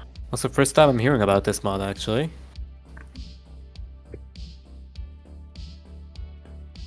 Have you guys heard of it? Yeah. Oh, it's it's a Half-Life 1 mod. I not really much in touch with Half-Life 1 mods, but it looks very interesting. The sad trade-off of being a mod developer, or especially one that like me that spreads myself so thin, is I don't get to play games and mods that much anymore. Yeah. And that's my own doing. It's nobody else's like thing that anybody puts on me. But I think that the problem is with me that I like making games more than I like playing them. Not to say that I don't like playing games, but I absolutely love being in the back rooms of mod development, basically. So I spend a majority of my time making rather than playing, which I do miss playing games a lot, but I think I just like it's something that like when you kind of start to be a developer or know how games are made and stuff, and this comes with like the territory to most things creatively. When you start to know how the sausage is made, you start just looking at things differently. You'll play a game and you'll walk into a room in the game, and instead of taking the room in as it is, you'll start taking it in as, oh, how did the developers approach this and everything? And it's a mindset that is very hard to unlearn, and it's very difficult for me to to play games anymore. Oh yeah. That's very unimmersive, right? And you're immediately put out of the experience, and you're like, oh, how did they make this happen? How did they make this room? What was their thought process? It's That's, why I like VR well- games and horror games so much, because VR games I don't know how they work, and it helps me not be in that mindset, and it's a lot more immersive for me anyway. And horror games, just because I'm so focused on not being, especially if it's a really good horror game, like Amnesia: The Bunker did this really well for me, and it's actually a game I really, really enjoy. That game was so unbelievably like kept you on your toes and always like had something around the corner for you and everything like that I didn't have time to have that mindset. I was immersed in the game. So games that are scary are usually the ones that I enjoy, because I can't have that mindset with them because I've got too many things to worry about. Basically. That's it for me. I think games that I guess keep me on my toes, I guess, and kind of get me to like in a state where I don't analyze stuff, because I think since being on RTBR for me as well, I've also, even though I'm not a mapper or anything, I'm around a development team that does map and that does do level design. So I think for the past few years, I've sort of been very observant of, I don't know, how a game is made. Multiplayer games keep me on my feet enough where I don't analyze stuff. But then again, multiplayer games is kind of like a dark hole. It's kind of like a pit, right? But I don't know. Yeah, it's good to stay busy. You know, I don't usually play. I mean, I play games sometimes as well, but not really. I feel like I should keep busy.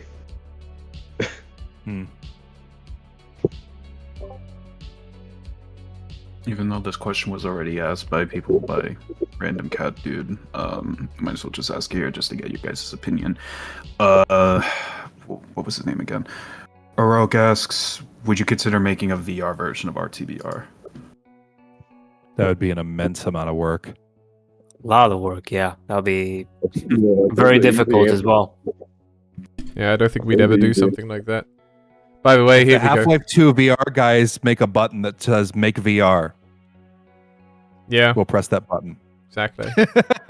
Here's an example, by the way, of doing this thing. I've just quickly put together this prop. It just took the original prop, and most of these props in Half-Life 2 that kind of have broken segments like this basically have world textures UV'd to these spots.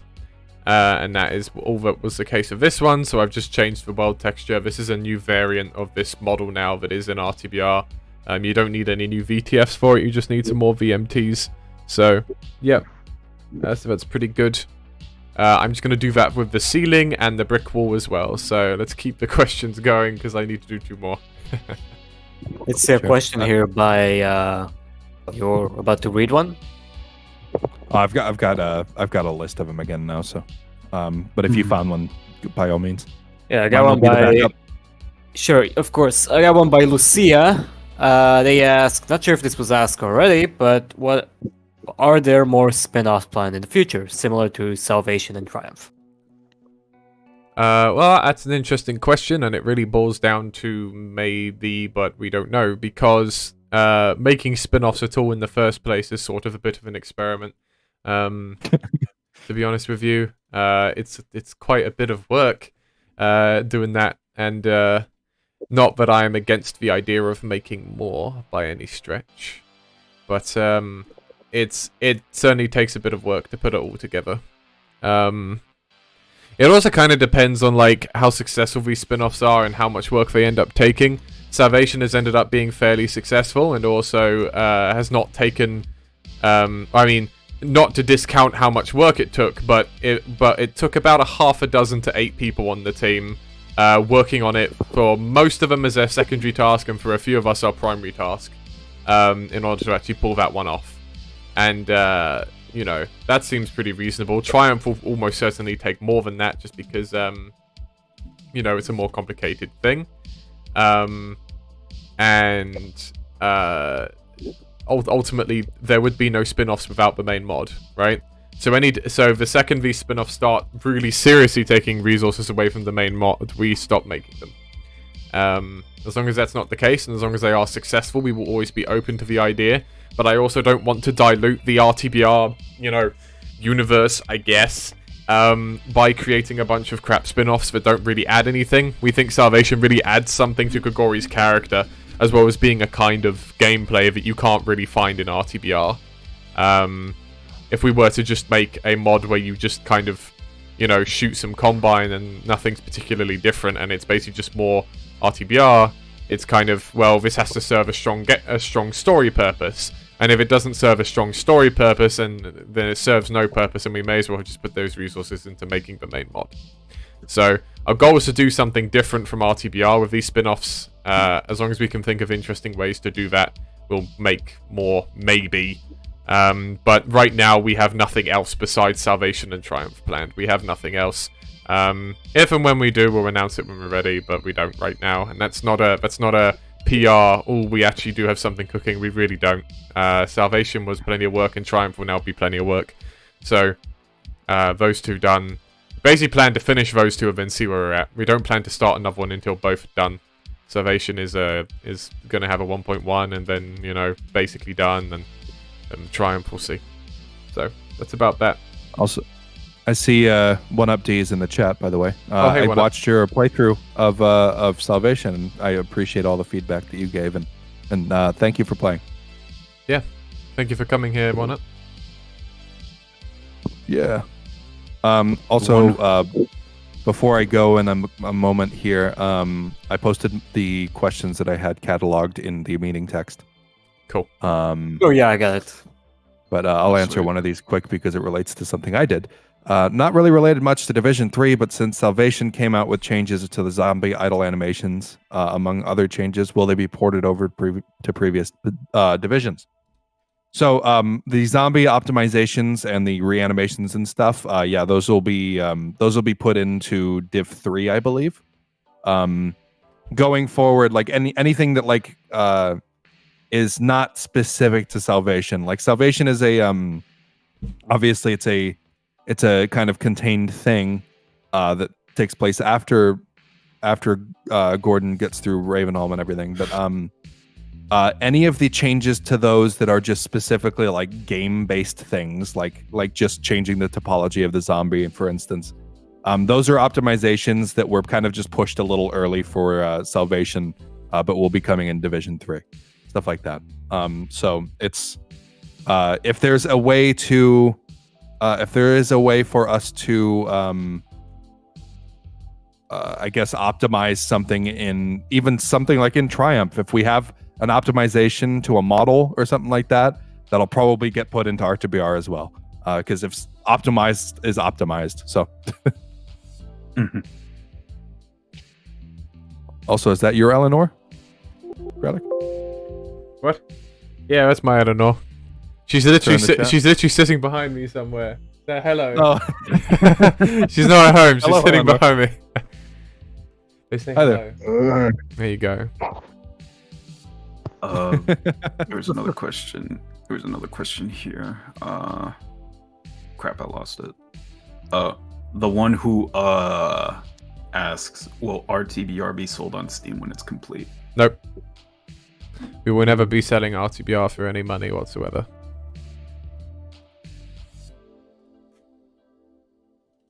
Continue on with the questions. This question we answered.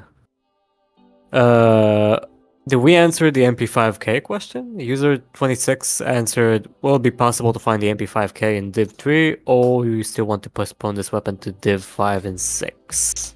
Div 5. It will not be in Div 6. For the Arctic, we basically plan to reset the player's arsenal in a manner of speaking. And the idea behind this is to help the Arctic really stand out and also give a room to some of the other weapons in the arsenal that, for example, the MP5K would compete with the MP7. So there's an argument to be made that there's not room in the arsenal for both, and so our solution to that is to do an inventory clear at the start of the Arctic, give you some weapons that you'll only have for the Arctic, and then you will not have them in from that point forwards. and that is where the MP5K is going to be. It'll be your SMG of choice in the Arctic. All right, I'm gonna do one more question and then I've got to go. Cool. So this one comes from. Let me pick actually. Well, these are kind of just relating to random weapons showing up. Well, I guess we answered that one. Do we see elite soldiers in Division 3, or are they going to appear in Division 4? I don't think we're currently seeing elites in Division 3. I believe we answered that. Yeah. Okay, and then is the Combine Guard gun going to be added in future divs along with the Combine Guard himself? Yep. The Combine Guard is already in, just not in a playable thing. You can actually see him at the beginning of R2BR in the like parade. So if you look around, was it Console Plaza? No, not Console Plaza. Terminal train station. Terminal. If you look around Terminal, you can actually see the Combine Guard. Yeah. Guard gun, however, we have not confirmed, I believe. So. All right, I've got to go. But yeah, thanks everybody. Stream's not ending right now. I'm just leaving. But thanks everybody for coming out. Yeah, thank you you, everyone. This has been a very viewed stream so far, so I really appreciate everyone turning up and coming to see this. And thank you, Amicus, for coming in and helping us answer so many questions. Yeah, of course. List is still posted in meeting text, but all right, see you guys. Thanks. later. We continue on with the questions, or do you have any commentary to make? Let's continue with the questions. Cream asks, will the excavator ever return? It's actually you can actually the excavator is in RTBR. It's on the last level currently of Division 2. In Minetown, it's called. You can actually drive it there. In case you haven't played the game itself. So there you go. What else do we have? I think that person may have also been asking if it'll be seen again. Don't currently have plans for it to be seen again, but of course, because it's just a custom vehicle entity like any other, if you make a custom map for RTBR, you could always make it return yourself. We don't have any plans ourselves, but you know. Oh, right, my bad. My bad. No worries, no worries. Z Maximus asks, do you guys ever feel limited with the scope of some ideas due to the limitations of Source? Not really because of Source, personally. Source does have its quirks, but like over the years I've learned to work within them and learn to create things despite that scope that I'm quite happy with. Now, one thing that does come up with scope is just that really that it comes up more often is just because we're a hobbyist team, you know, we only have so much time to put into this stuff. And so when you want to pursue something really complicated, like, for example, Skitch, you always kind of have to put a but maybe not on the other end of it, because you have to be willing to go, well, if this thing we want to do risks, you know, impacting the whole mod, basically, then we don't do it, because that's a sensible decision to make. So, yeah.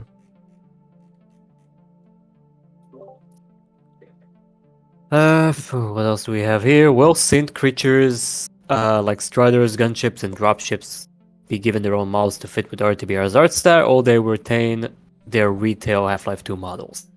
We plan to make our own models for most things, so.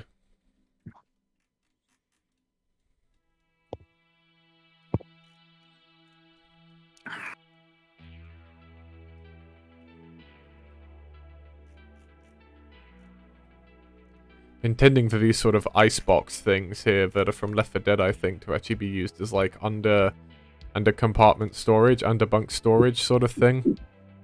Might need a retexture to really come together to that end, but I think I can live with that.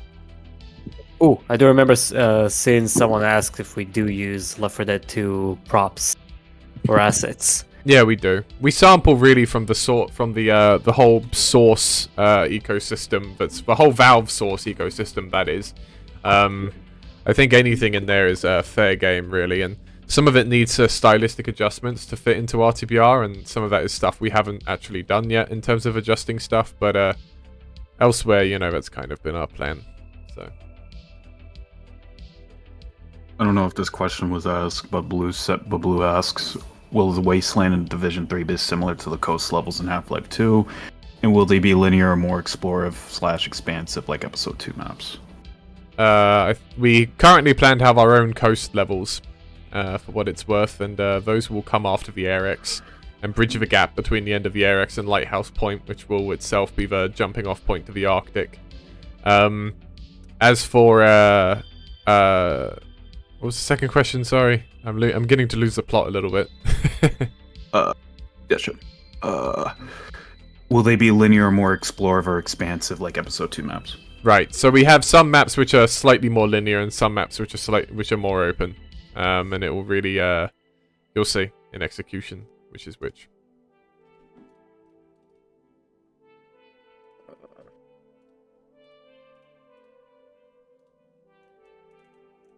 C Maximus asks, do you guys have any plans for the Hydra? An interesting take I've seen is the Dark Interval, where they've used it as a stage hazard.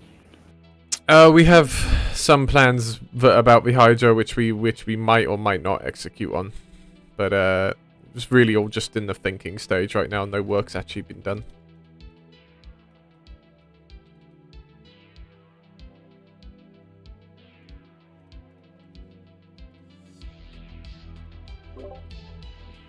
Will Lost Coast be adapted into RTBR?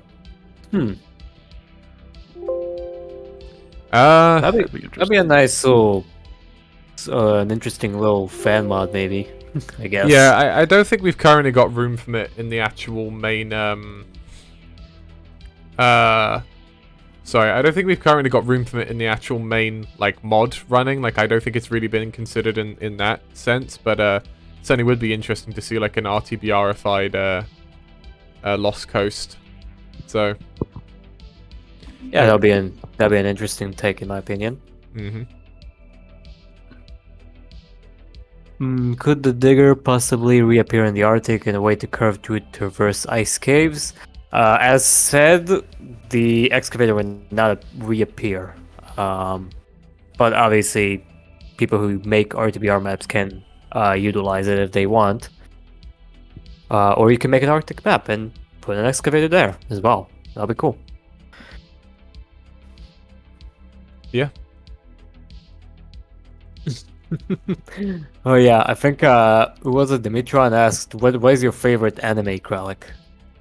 You specifically. I do not really like anime as a general rule. I've only ever really. This is probably a joke question, but I'm going to give you an answer because screw you. That's why. I like asked it originally. I like the Yu-Gi-Oh anime. Unironically, because I really like Yu-Gi-Oh. I've no one to fucking well play it with anymore, but I used to play it a ton at school.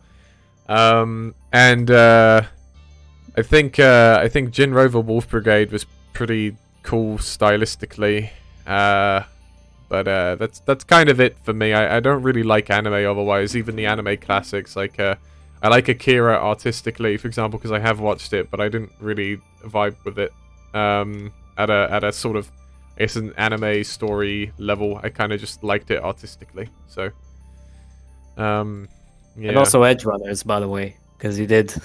Well, I mean, yeah, Edge Runners. It's not really a traditional anime, if you ask me. But I don't know. Maybe that's the wrong take. I'm not exactly an anime guy, so I don't really know how to answer that one specifically. I don't like anime generally, and I like a couple which are like very fringe things, and that's kind of it. So. Oh, also that was my mistake. Tedosaur asked that, not Dimitron. Sorry, Tedosaur. Yeah. Sorry. Doing a lot of mistakes this stream. Anime question, if you don't mind. A little known anime called Cowboy Bebop, and yeah. Yeah, little known. Yeah. Don't think anyone's ever watched it. I think right now, like, my favorite 3 anime right now are Death Note, Persona, and Edge Runners. Edge Runners was pretty good, I'll go with that. If that's meant to be anime, then like I liked Edge Runners quite a lot. Yeah, I don't watch anime as well, but I really like Edge Runners, especially because it's obviously cyberpunk, and I love cyberpunk. I really like cyberpunk. Yeah. It was a good way to promote the game. Has anyone in the chat ever heard of Appleseed? It's like, not many people know about that one. It's actually not very well known. I do At not all. know. It is awesome. I also like Last Airbender. That's my favorite. That's another favorite anime of mine. I like that one. Is it It's an anime or style. more? It's anime style or more cartoon? Because I used to watch that when I was a bit younger, but it's more cartoon than anime for me, at least. Yeah. Well, I stand corrected. It's When it heavily inspired by anime, but it's only considered anime if it was actually made in Japan. Here's a better question: what is classified as anime exactly? Just anime is just classified as just Japanese animation. Basically, like you're kind of anime has like its own style of animation where like if you see like a lot of frames that are super detailed, but the animation is like not as detailed, that's usually a very that's a sign of like an anime. Since they usually care more about like the actual frame details. And there will be an RTBR anime. There will Next not be an question. RTBR anime, sorry. Oh, you spoiled it. I'm sorry, guys, it's not gonna happen. That's another spin-off mod. Next question. Yeah, surely. The Cowboy Bebop RTBR spin-off mod. This time a spin-off RTBR TV series, maybe. And don't forget the RTBR live movie as well. Can't wait for that one. We need a Grigori anime. Dimitri's Trade says Corey in the house. they're lying. How many seasons will it have? You mean the core Jiu-Jitsu ties it? Anyways, next question. Yeah. By the way, if you guys ask questions like way before, you can ask it again. I mean, we're not gonna. Yeah, we're not gonna harp on you for that. Of course. Carl, This is can I coming. ask This is questions? coming in as a missing texture, which is great. Just got to figure this out for a sec. Sorry, guys. Keep asking the questions. I'm just trying to work out why this is coming in as a missing texture. Let's check for What did you typos say? and stuff. A missing texture? Yeah, that's what Just I'm step doing. away. I'm just checking for missing Whenever you see typos step and shit. away. Just step away. Will the helicopter or plane be used in Vertigo? There will It's be. a long way off. Yeah, it's a long way off. I mean, obviously you'll get back to City 17 somehow from the Arctic, but can't say exactly the mode of. Oh, that's not working. Oh, that's good. Use the wrong texture. Clearly something That is right here. not ideal. That's a new problem. I have never seen this come out this way before. Am I using like a debris artifact by accident here or something? Can you paste that for me in meeting text so I can like take a look at it? Yeah. I don't know what the fuck is going on here, to be honest with you. I'm trying to split my attention too many ways. Thank you. Right. Xevis asks, when you're mapping, do you kit bash models? Well, we've done a little bit of that here, as you can see with this one and this wall here. To be honest, if I wasn't mapping on a stream where I want to show the end results afterwards, I probably wouldn't have done these right now. I would tend to do it all in one big pass at the end. There's a few cases in Salvation, for example, where I used temporary models that were kind of obviously wrong, and then I just went back and tweaked it later before release. But this is kind of, I guess, an example. Otherwise, RTBR has so many models and stuff from various games and also its own models, so we don't typically need to kit bash too much. We tend to make bespoke assets as and when we need them.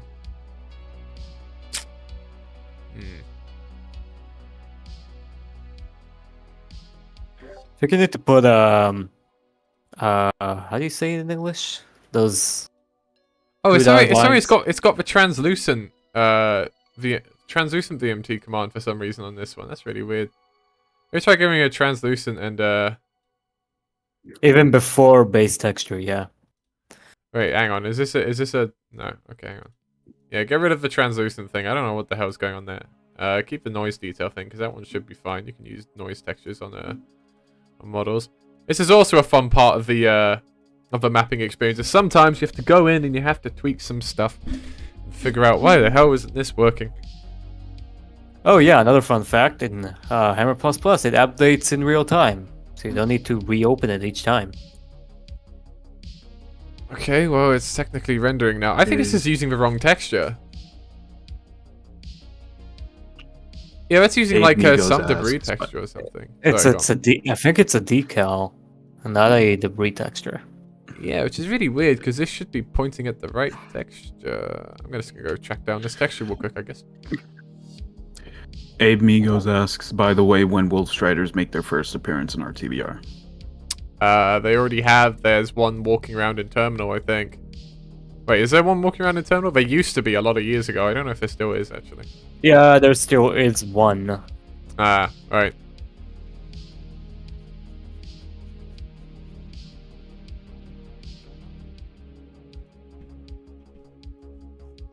Question. Yeah, somebody asked, why don't you use Hammer++? He said previously that he prefers the, what was it, Slamming Hammer? Because it's just him, I guess.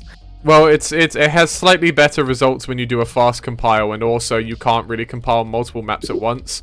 Because of my role as a team lead that puts together a new dev build every week, I kind of need to be able to compile like a bunch of maps at once sometimes. And so it helps to be able to do that. So I'm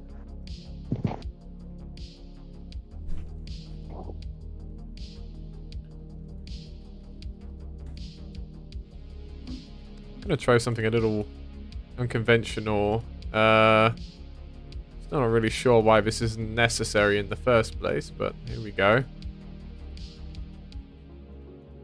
Justice asks, will there be much Zen flora in the wasteland? There will be tons of Zen flora in the wasteland. I expect it'll be the most Zen-infested area we've done in the whole mod so far. For Routinely. sure. There'll be lots of surprises in the wasteland. There we go. Okay, I don't know what the hell was going on here, by the way, but yeah, I've got it kind of working now. I don't know what that was about, but whatever. I think it was trying to find the wrong texture or something. I don't know. So it's finding the right texture now. That's good. Yep.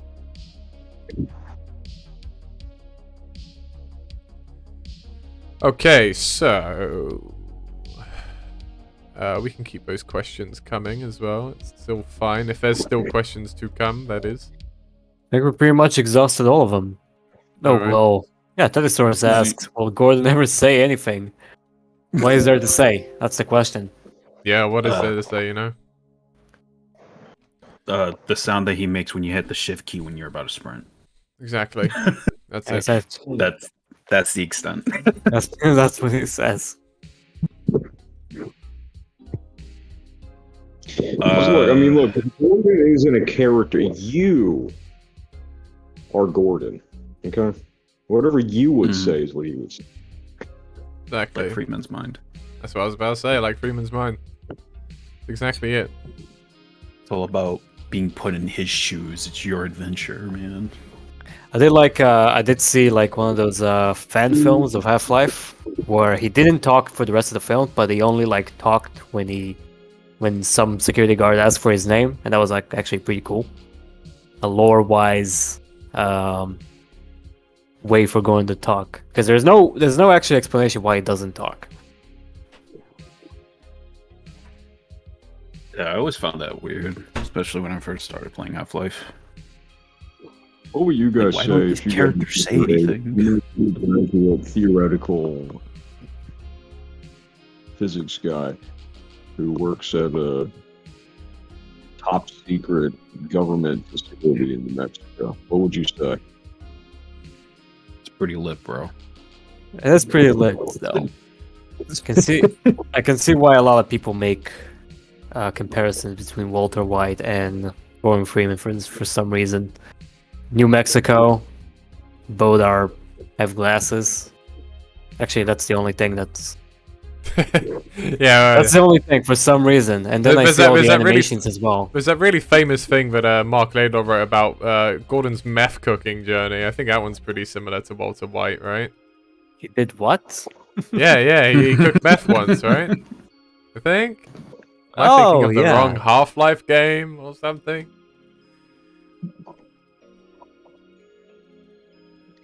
Right, and then We need to cook, Barney. I do love though how, like, after Half-Life Alyx came out, people like got the new Gordon Freeman official model.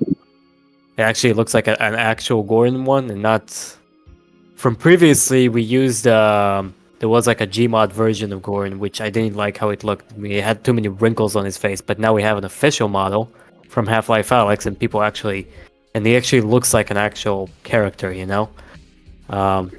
And also, like in machinimas and stuff like that, they actually made it more expressive, and especially with the crossovers with Breaking Bad and everything. That was my most favorite thing. I just got a fucking mid-roll, so I think we just lost everyone to a mid-roll for a minute there. Hello? What? A mid-roll ad. Hello. Do we have you back? Did we lose you to a mid-roll because YouTube is greedy? I think we're still on though. I'm not. We are still on, but I just got a mid-roll on my phone, so. Yeah, So whatever. ad for you guys. Can we see the chat? What kind of ad did you guys get? What I did not get an ad. I ad. use LibriWolf. It blocks I have an ad ads. blocker. Well, I'm on my phone. Well, I have this open on my phone as well to keep an eye on the chat. So that's where I got the ad. On the PC, of course, I got a new block or whatever, but not on here. By the way, in case you guys didn't know, the YouTube is monetized and we donate the money to charity. We don't get a lot from it anyway, just to make that clear. But we have managed one donation so far to a cancer thing, I think. So yeah, that's where it all goes. It's just because YouTube monetizes your channel anyway and just puts ads on it. So I figured, why don't we at least put it towards something? If you want to use an ad blocker, go right ahead. It's not like it's covering our livelihoods or anything. It's completely fine if you just want to ad block it and get it out of your system. Just kind of letting you guys know why that is the way it is. So yeah, It's kind of funny. Kristen I think. Lopez asks, Oh no, go ahead. he asks, will the Tau cannon be on a vehicle when you first see it? Then you can make it, or then you can take it off, or do you find it throughout Div 3? I think this Tau Cannon's nature is best not revealed at this time.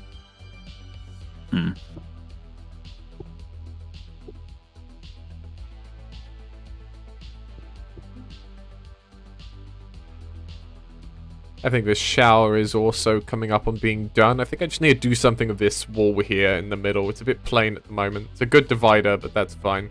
I like this locker room now, with the added detail, the trims and everything. So we're calling this done. I think this bunk room has come out really great as well. So we're calling this done. I'm going to do something more with this shower room. And then I might make these cabinets usable or something. And put some stuff in there.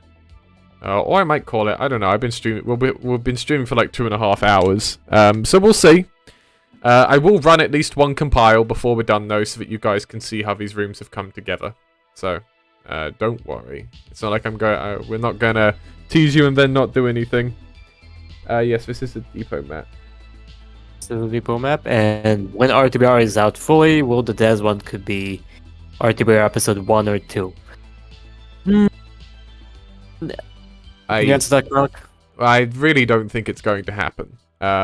Just purely and simply because one, they're like the beta material does not really lead itself as well into an episode as Half-Life 2 did, which isn't to say we couldn't just do it ourselves because we can make our own storylines, but at that point, why not just make our own kind of mod? It's not a beta thing or whatever. It kind of depends because Salvation's new and Triumph is new, and like, you know, we've enjoyed making those, right, so far, for Triumph, because it's not done yet. We've enjoyed doing those, and who knows really, but I think the safest answer I can give you right now is it probably not. Is the answer to that one. I think RTBR's story is intended to be self-contained, and yeah. I actually thought about that, like would we actually add on, like continue the story in any way, like continue the beta story? I don't think so. I don't even think that's a possibility either.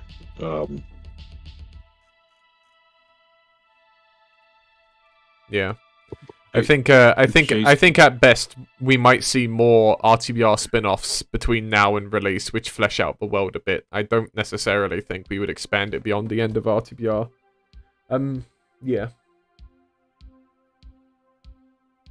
Jason Lore asks, what is the most hardest thing to do in Hammer? Mine is making hallways in 45-degree angles. I don't mind 45-degree angled hallways. I've always found displacement to be a little bit on the tougher side, personally. I have a lot more practice with them than I used to, but I still don't find them easy per se.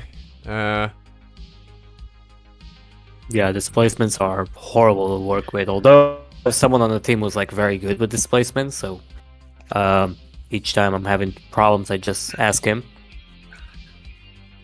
And displacements in the context of source, you're just basically subdividing a mesh or a BSP brush. Pretty much. It's kind of like sculpting, but in Hammer, to be honest with you. Oh. And at that point, it's just a laggier version of sculpting in Blender, so, Because it's like whenever I hear displacement, I'm always thinking like, oh, you would just use a height map and it'll just tessellate the geometry based on that. Yeah, not like a parallax displacement, sorry. Like it's like sculpting a mesh, basically, yeah. Not much of a mapper, but what are these hint nodes on the floor? These are basically for AI navigation. So every time you run your map, it basically draws a net between every node, and then the AI can move at any point within those nodes. Different AI require different nodes and different forms of navigation. For example, choppers can only move on path tracks. The same is true of APCs, as far as I recall. I don't think they can move freely. Striders, I think, can move freely, but they require air nodes. The same is true of things like birds and city scanners and so on. Most bipedal ordinary, well, not even bipedal, just most ordinary ground NPCs just use ground nodes for their navigation, so. Z Maximus asks, have you guys ever thought about adding some gameplay features inspired by MMod, e.g. weapon-specific crosshairs, AI improvements, visual enhancements, etc.?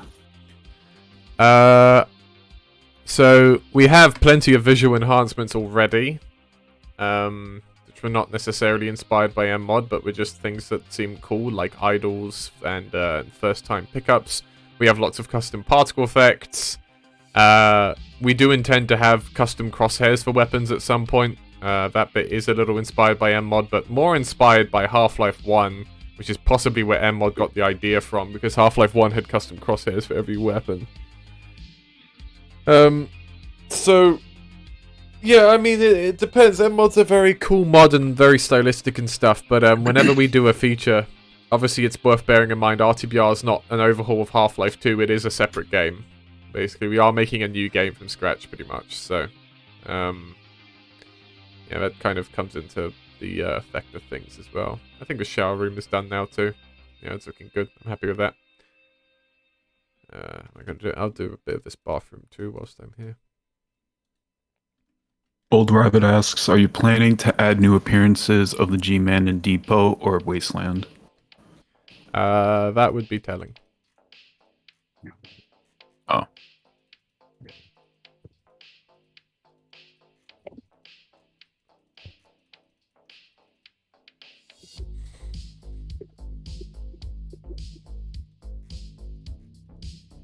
Let me just double check my playlist is still on the royalty-free one. Okay, it is. Good. Okay, because this music started sounding a bit different, and I was like, hang on. Has this gone onto a non-royalty-free playlist? It's still royalty-free. That's fine. Oh, close call there. Yeah. Oof. Would not have been ideal. The G-Man is always watching. He's like Santa.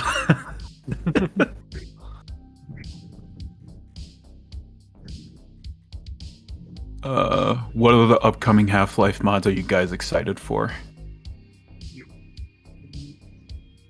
I'm looking forward to more Signal Lost. Oh well, I'm gonna put a link to this royalty-free thing in the chat here. It's just because I like Chillwave when I'm mapping, and I wanted some royalty-free ones, so here you go. Looking forward to OBM as well. We have a couple of OBM people on this team actually. Amicus is one of them. Aiden, Game Boy, a few other fellas. Mods I'm waiting for. I haven't been keeping too much with mods, but I am waiting for. I am like anticipating the next chapter of Entropy Zero Uprising. Which would be kind of cool, you know. I mean, obviously, I really like that mod. So yeah, Uprising episode 2.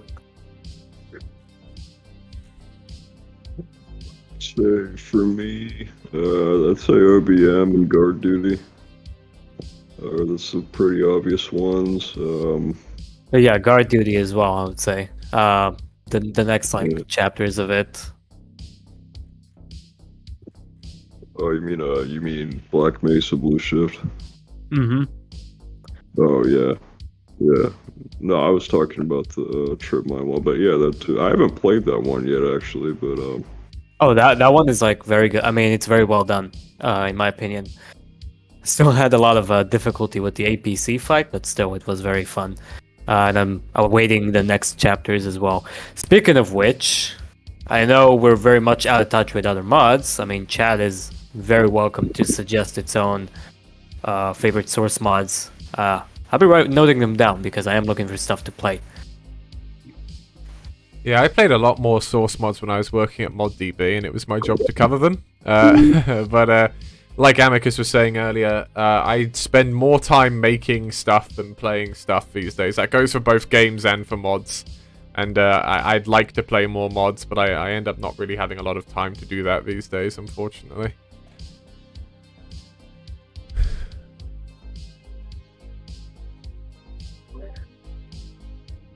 So yeah, let's see what we have.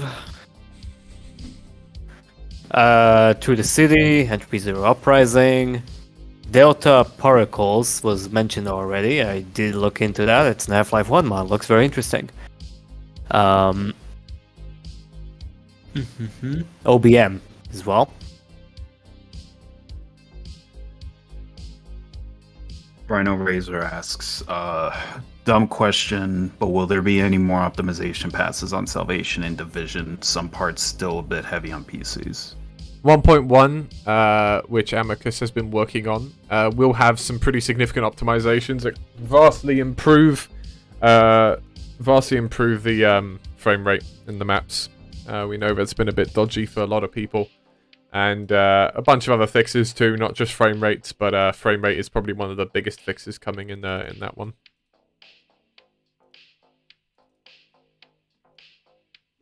Half-Life Inhuman as well. That is also an interesting mod.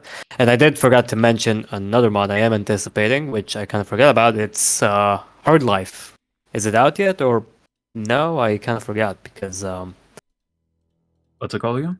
Hard Life. As far as I remember, it was like remakes the original Half-Life, but it's like way more detailed and way more hard as well. It does have a Steam page as well. Doing some hard time. Exactly. It's like the original. It's like the original. It's like the original Half-Life. The same path, the same everything, but it's like very hard. And it's like way more detailed as well. It's different. It looks very good. When you say hard, like, are you talking about like smash your keyboard type hard? As far as I heard, yes. Oh no. It's the type of mods that make you wanna quit gaming altogether. Oh no.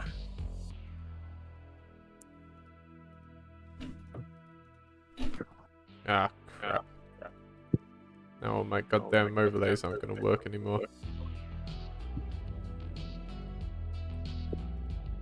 Go home with that. I've never used this cracked mirror overlay before, but I have seen it. Curious what it looks like in practice. If it works in practice, that is. We'll see.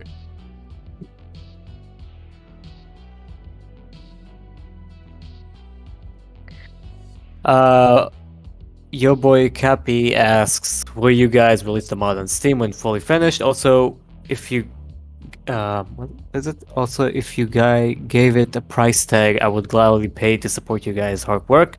As said before, we will not take money we'll not sell RTBR ever. Yeah, it would be nice to put it on Steam at some point, like a Steam mod, like EZ2, just because that would greatly improve how accessible the mod is. But that's pretty much it.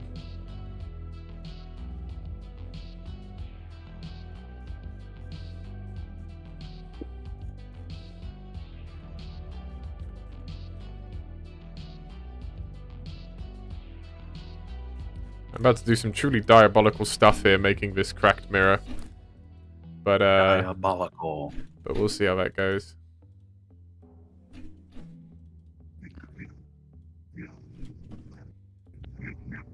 Jason says, I don't think hardcore mods work with Half-Life style gameplay. It becomes impossible to finish the game when the enemy has 6 times the damage multiplier.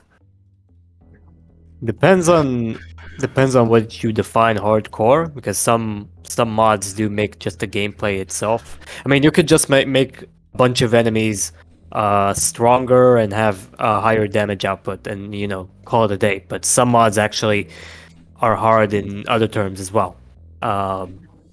And in my opinion, it does work. Half-Life is a very flexible game. It can very much be for all kinds of demographics. People who like hard games, people who like casual games, people who like classic games. So yeah, it's a debate.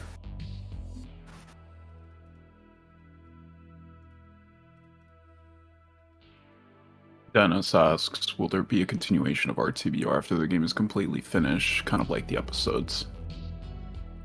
As we kind of said, probably not. Yeah.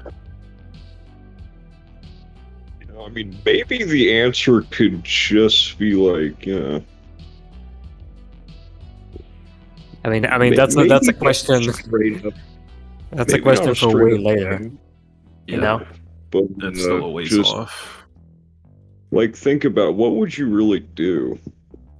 Like what? Like, I think the only thing there would be to do is like, I mean, there's no content to, I don't know, emulate or base the episodes off of. So like, the only thing left to do is like make your own thing. So that's something to think about.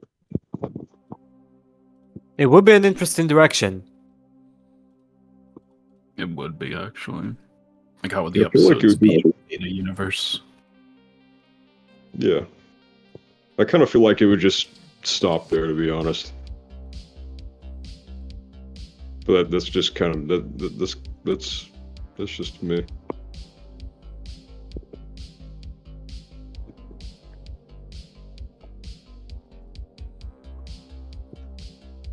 No funk detailed, cool.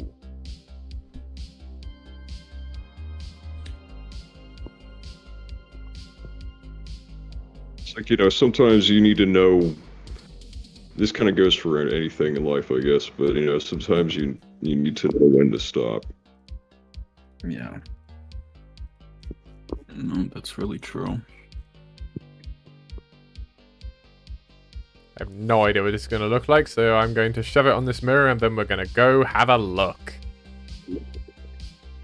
Z Maximus says brutal Half-Life is a pain in the ass due to how often it crashes. Yes, it crashes a lot, because when I was playing it, it crashed a few times. Okay, and I'm going to make these cupboards work, and then I think we're going to run our compile and we'll be done for today. Which will probably be like another 20 or 30 minutes probably, so... As I said before, keep on moving, fellas. Any questions anyone has, by all means. We've exhausted everyone. That's it. That's it. No one has anything new to say. Damn. I mean, Dustus did, he asked a question, but I think it's very similar to, like a cliffhanger ending. That was typical to Half-Life. Like, is RTBR gonna have something like that? I think a more suitable question would be if RTBR's ending would be more of a cliffhanger one that's typical to Half-Life, as in could it be turned into something more left alone once and for all? That's a good question. I don't think we've really thought about that yet. Yeah. I mean, I think as with anything, we have obviously a general plan. I don't think we've actually really talked about that internally, have we? We have an idea of it, but can't really talk about that without spoiling the whole thing. Yeah, or like whether or not it's going to be like a cliffhanger thing. I don't think we're. I'm not at liberty to say. And even if that were the case, it's still a ways off to have anything concrete. Yeah, better not answer stuff for like the ending. Yeah. Yeah, sorry, I don't think we're really going to have an answer on that one that we can give you right now. No, it would be handy a way to preview these bloody funk rotatings. I always have to spend loads of time remembering what axis it opens on.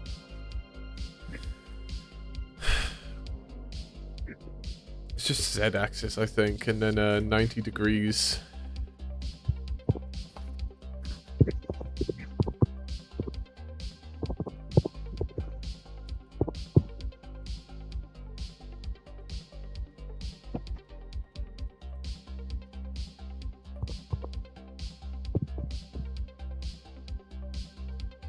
Am I stupid? Where's the thing here to command the funk? Oh, Christ! I'm in the wrong entity. Funk door rotating. That's what I'm looking for. All right, never mind. Here we go. This is what I'm looking for. Don't close yourself. It's annoying.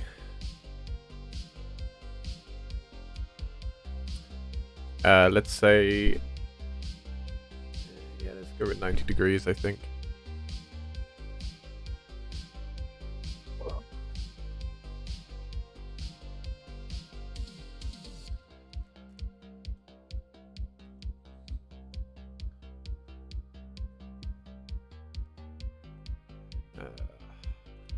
Yeah, 90 degrees. Let's just save that for now. Let's just see if these work as is. I don't think they actually have a hollow interior, so I think we're going to need to make that too.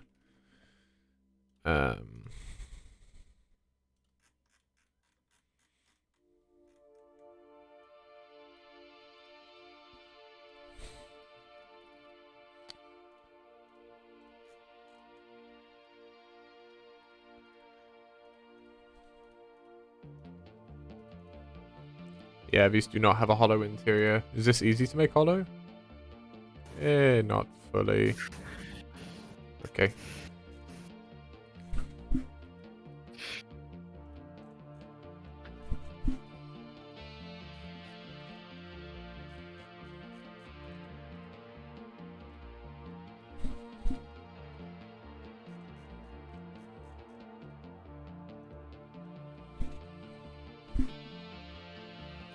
I should probably do that back as well. I'll give them a different texture too at some point, because that could be more interesting.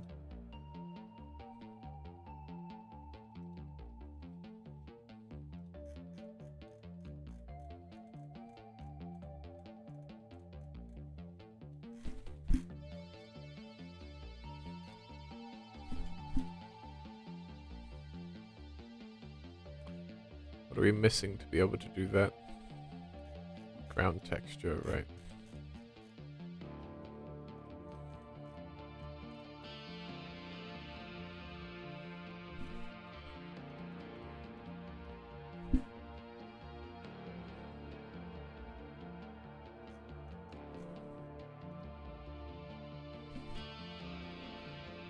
Crap.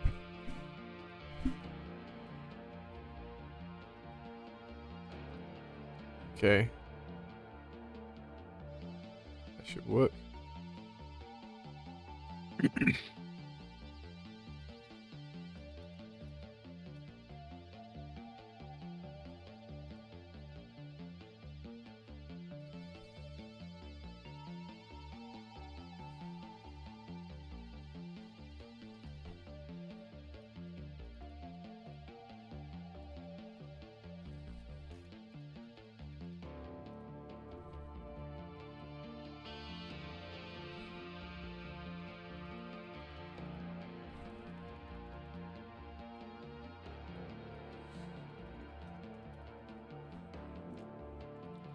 I'm gonna put a banana under here. Yeah, let's put a banana bunch under the sink. Why not? That's where I keep my bananas. Yeah. Be fun.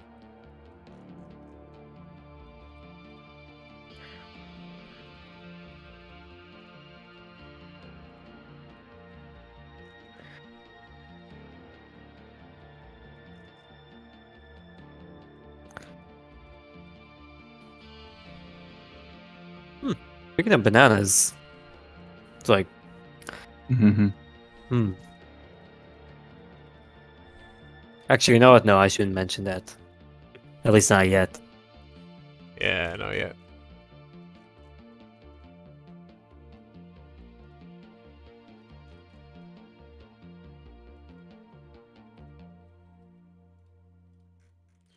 Move these forwards a bit, and behind here, can we fit in a health file, is the question. Yeah, we can. Cool, let's put a health file in there. That sounds nice.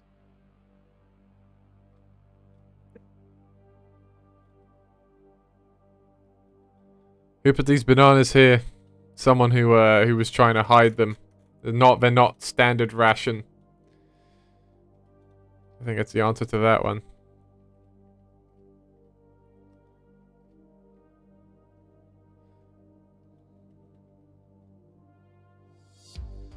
Probably should be rotted beyond all point of return, yeah. That's what makes sense. And in here, we'll put some cereal boxes, I think. Some Captain Crunch. Hey, cereal.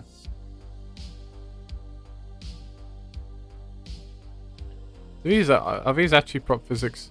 They are. Okay, maybe they have slightly weird physics models or something. I don't know.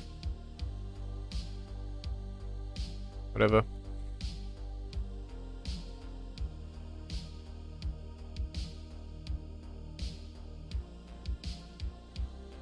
I think these are some Left 4 Dead junk props looking at it. Just pile random shit into these cupboards.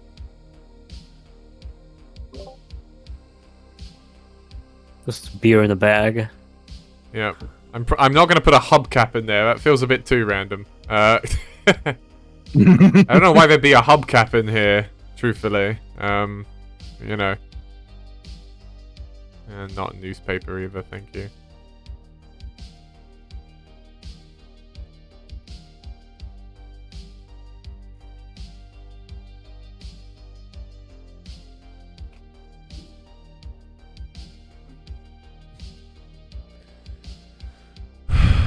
Okay, then I might pick a different texture for this one.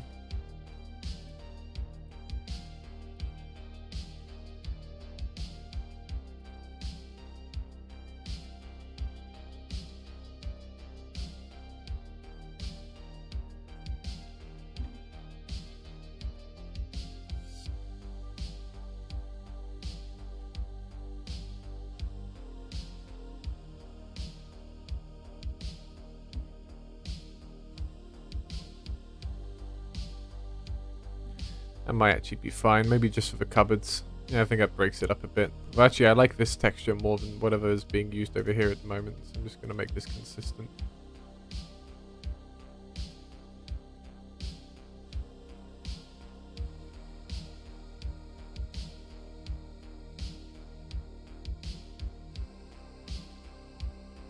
Yeah, I think that's all the surfaces. Then let's put a couple of stains on this floor, I think. Just to push it a little bit further.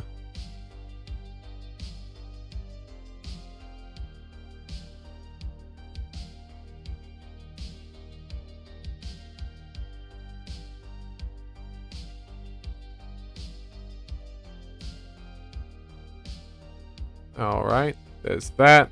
This room, this room, this room, and the bathroom all done. So, let's run this through a compile and see how the whole thing looks.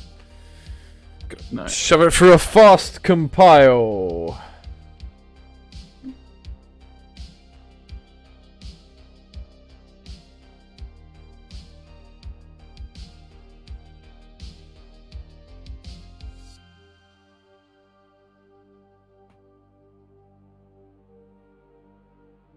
Oh, there was a leak. Aha, there we go. Something's leaking. What's going on here? Yo, we did it. What is it? Because this is a... Ah, I see. It's because it's fooled me into thinking it was brush geometry. Right, let's need to pull this roof over a bit more, but I think it's fine. Like there. No, I've still got a leak. Right, where's this leak?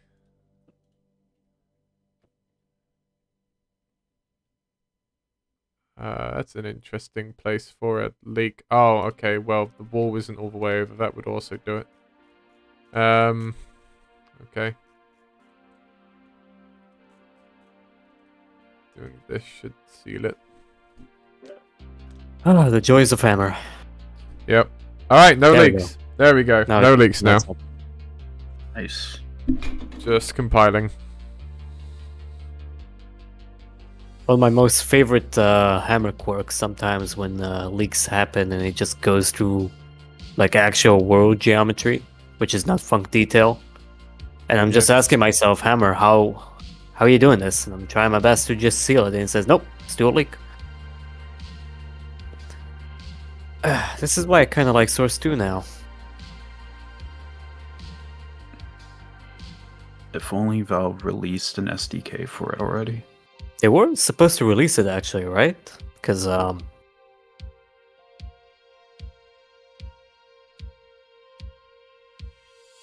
still, oh, unless my mind's lying to me or something. Unless they made it, unless the SDK they released was specifically made for CS2, like they did with Alex.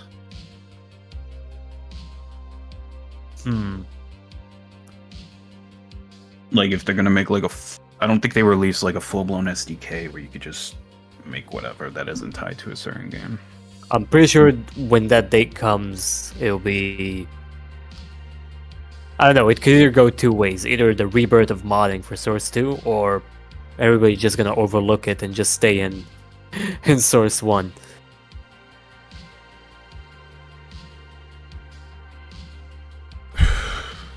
I do bet that people will stay in Source 1 though.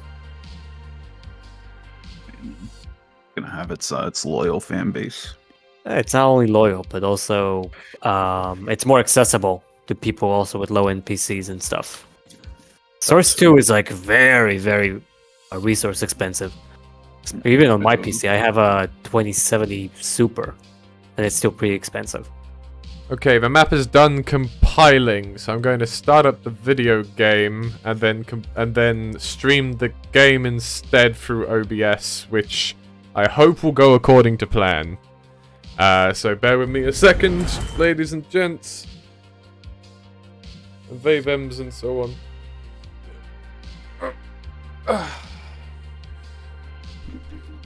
Good old stretch. Stream the video game. Running a window, yes. Okie doke. Right.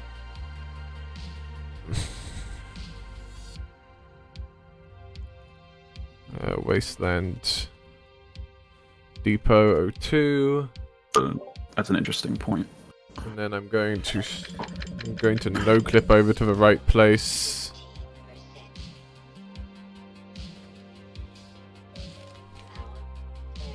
So I'm only showing what I'm ready to show today.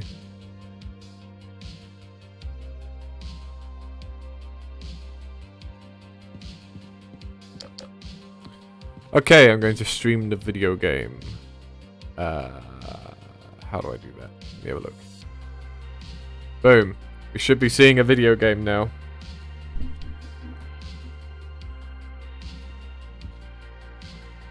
Maybe?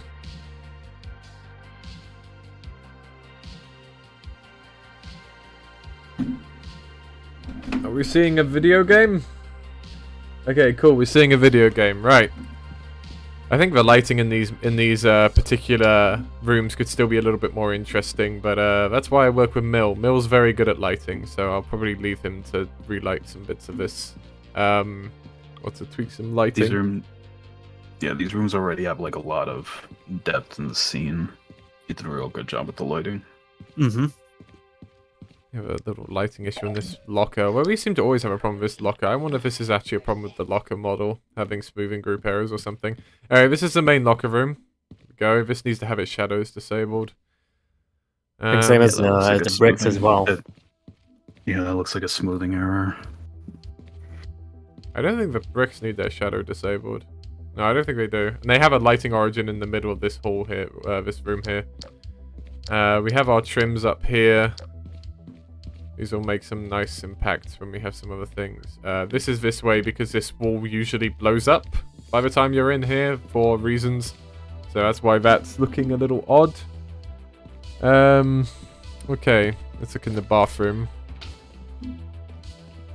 Oh, that's doing something. I think the Ha. alpha channel's not defined or something. I've never Oh. used that one before, and also these are looking very odd. Yeah, that's I So mean, we this need is to- not setting, so Yeah, but I feel like this should look slightly less weird than this, even on fast. So I think we just need a different glass texture. I think these are the breakable glass textures, so I think we need to tweak those. Rest of the bathroom's looking fine besides those glasses there. The shower is also looking fine and sufficiently screwed up. very ominous. Yeah, nice and ominous. You wouldn't want to be in this shower, really, would you? Let's be honest. no, it looks safe. Yeah, it looks looks real completely safe. We have these modified destroyed assets here, and then the Now, what's locker the worst room, that could happen? the bunker room even. I think the ceiling looks quite nice, honestly. Flipped over bed, the stuff underneath the beds. I think these could really do with a retexture to be a little bit more fitting in terms of color palette, but otherwise I think they read as under bed storage instead of, you know, freezer boxes. So I'm quite happy with that. And I think these come together nicely, these boilers in these corners. And then in here with the kitchen. The kitchen's probably very nice looking. Do these work? Oh, I forgot to enable them for the player use. Well, that's good, isn't it? I should be able to pick of them. Use opens. Be able to and fire picker open. Okay. There we go. Oh, Nice. well, that one opens inwards. That one opens fine. That one also opens inwards. So these two need to have reverse direction. They're also Z Z fighting. fighting. And also not all of these have a -1 reset time either. They will reset -1. Yeah. But otherwise, at least you can open them. Theoretically. Theoretically, you can open them. I just need to make it so that the player actually can. I need to reverse direction of these two. Right, that's done as well. Okay.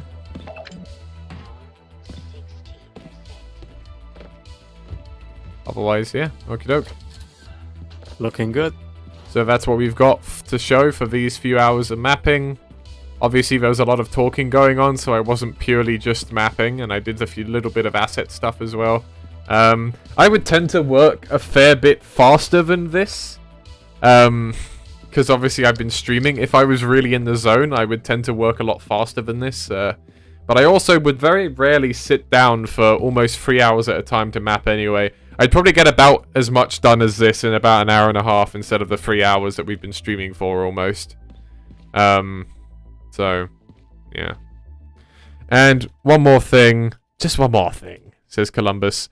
The honorable mentions reward, if we got an honorable mentions, was a showcase of the Gauss gun, the Tau cannon, which I will make a GIF of and we'll put on Twitter or something. For the people in the stream... Oh, I removed the models. Did I remove the model? That would be really funny if I removed the model. I did! Yes, I did, in order to stop spoilers. Right, 1 second. 1 second, I'll put it back in. I'll put it back in. Fail. I'll put it back in. I removed it as a security measure in case I accidentally showed it, but I'll put it back in. Right. Gauss. Weapons. You goober. Okay, I'm starting it back up. Okay, let's go back in.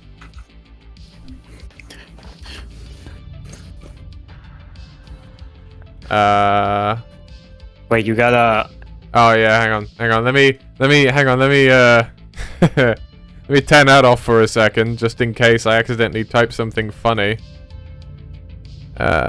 Wasteland Depot 02. There it is.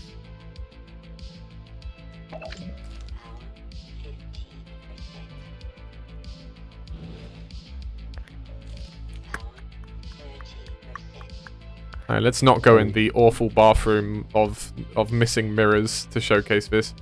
Right. Okay. There we go. So, Gauss gun sounds and stuff are not finalized, and animations might also change a bit, but this is what we've got for the Gauss gun at the moment. Well, that's the same animation again. Can we get a different one? No, we cannot. We've got the same animation. There is meant to be another one. Let's try another one. Nope.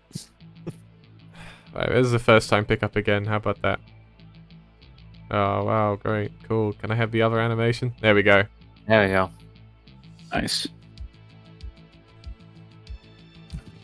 Beautiful.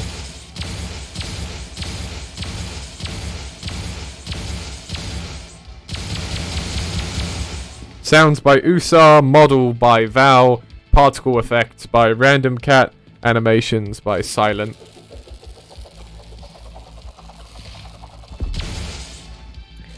My god, those particles so fucking good. So good.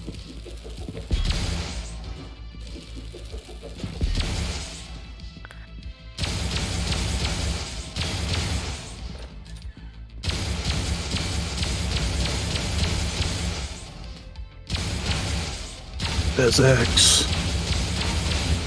Cool.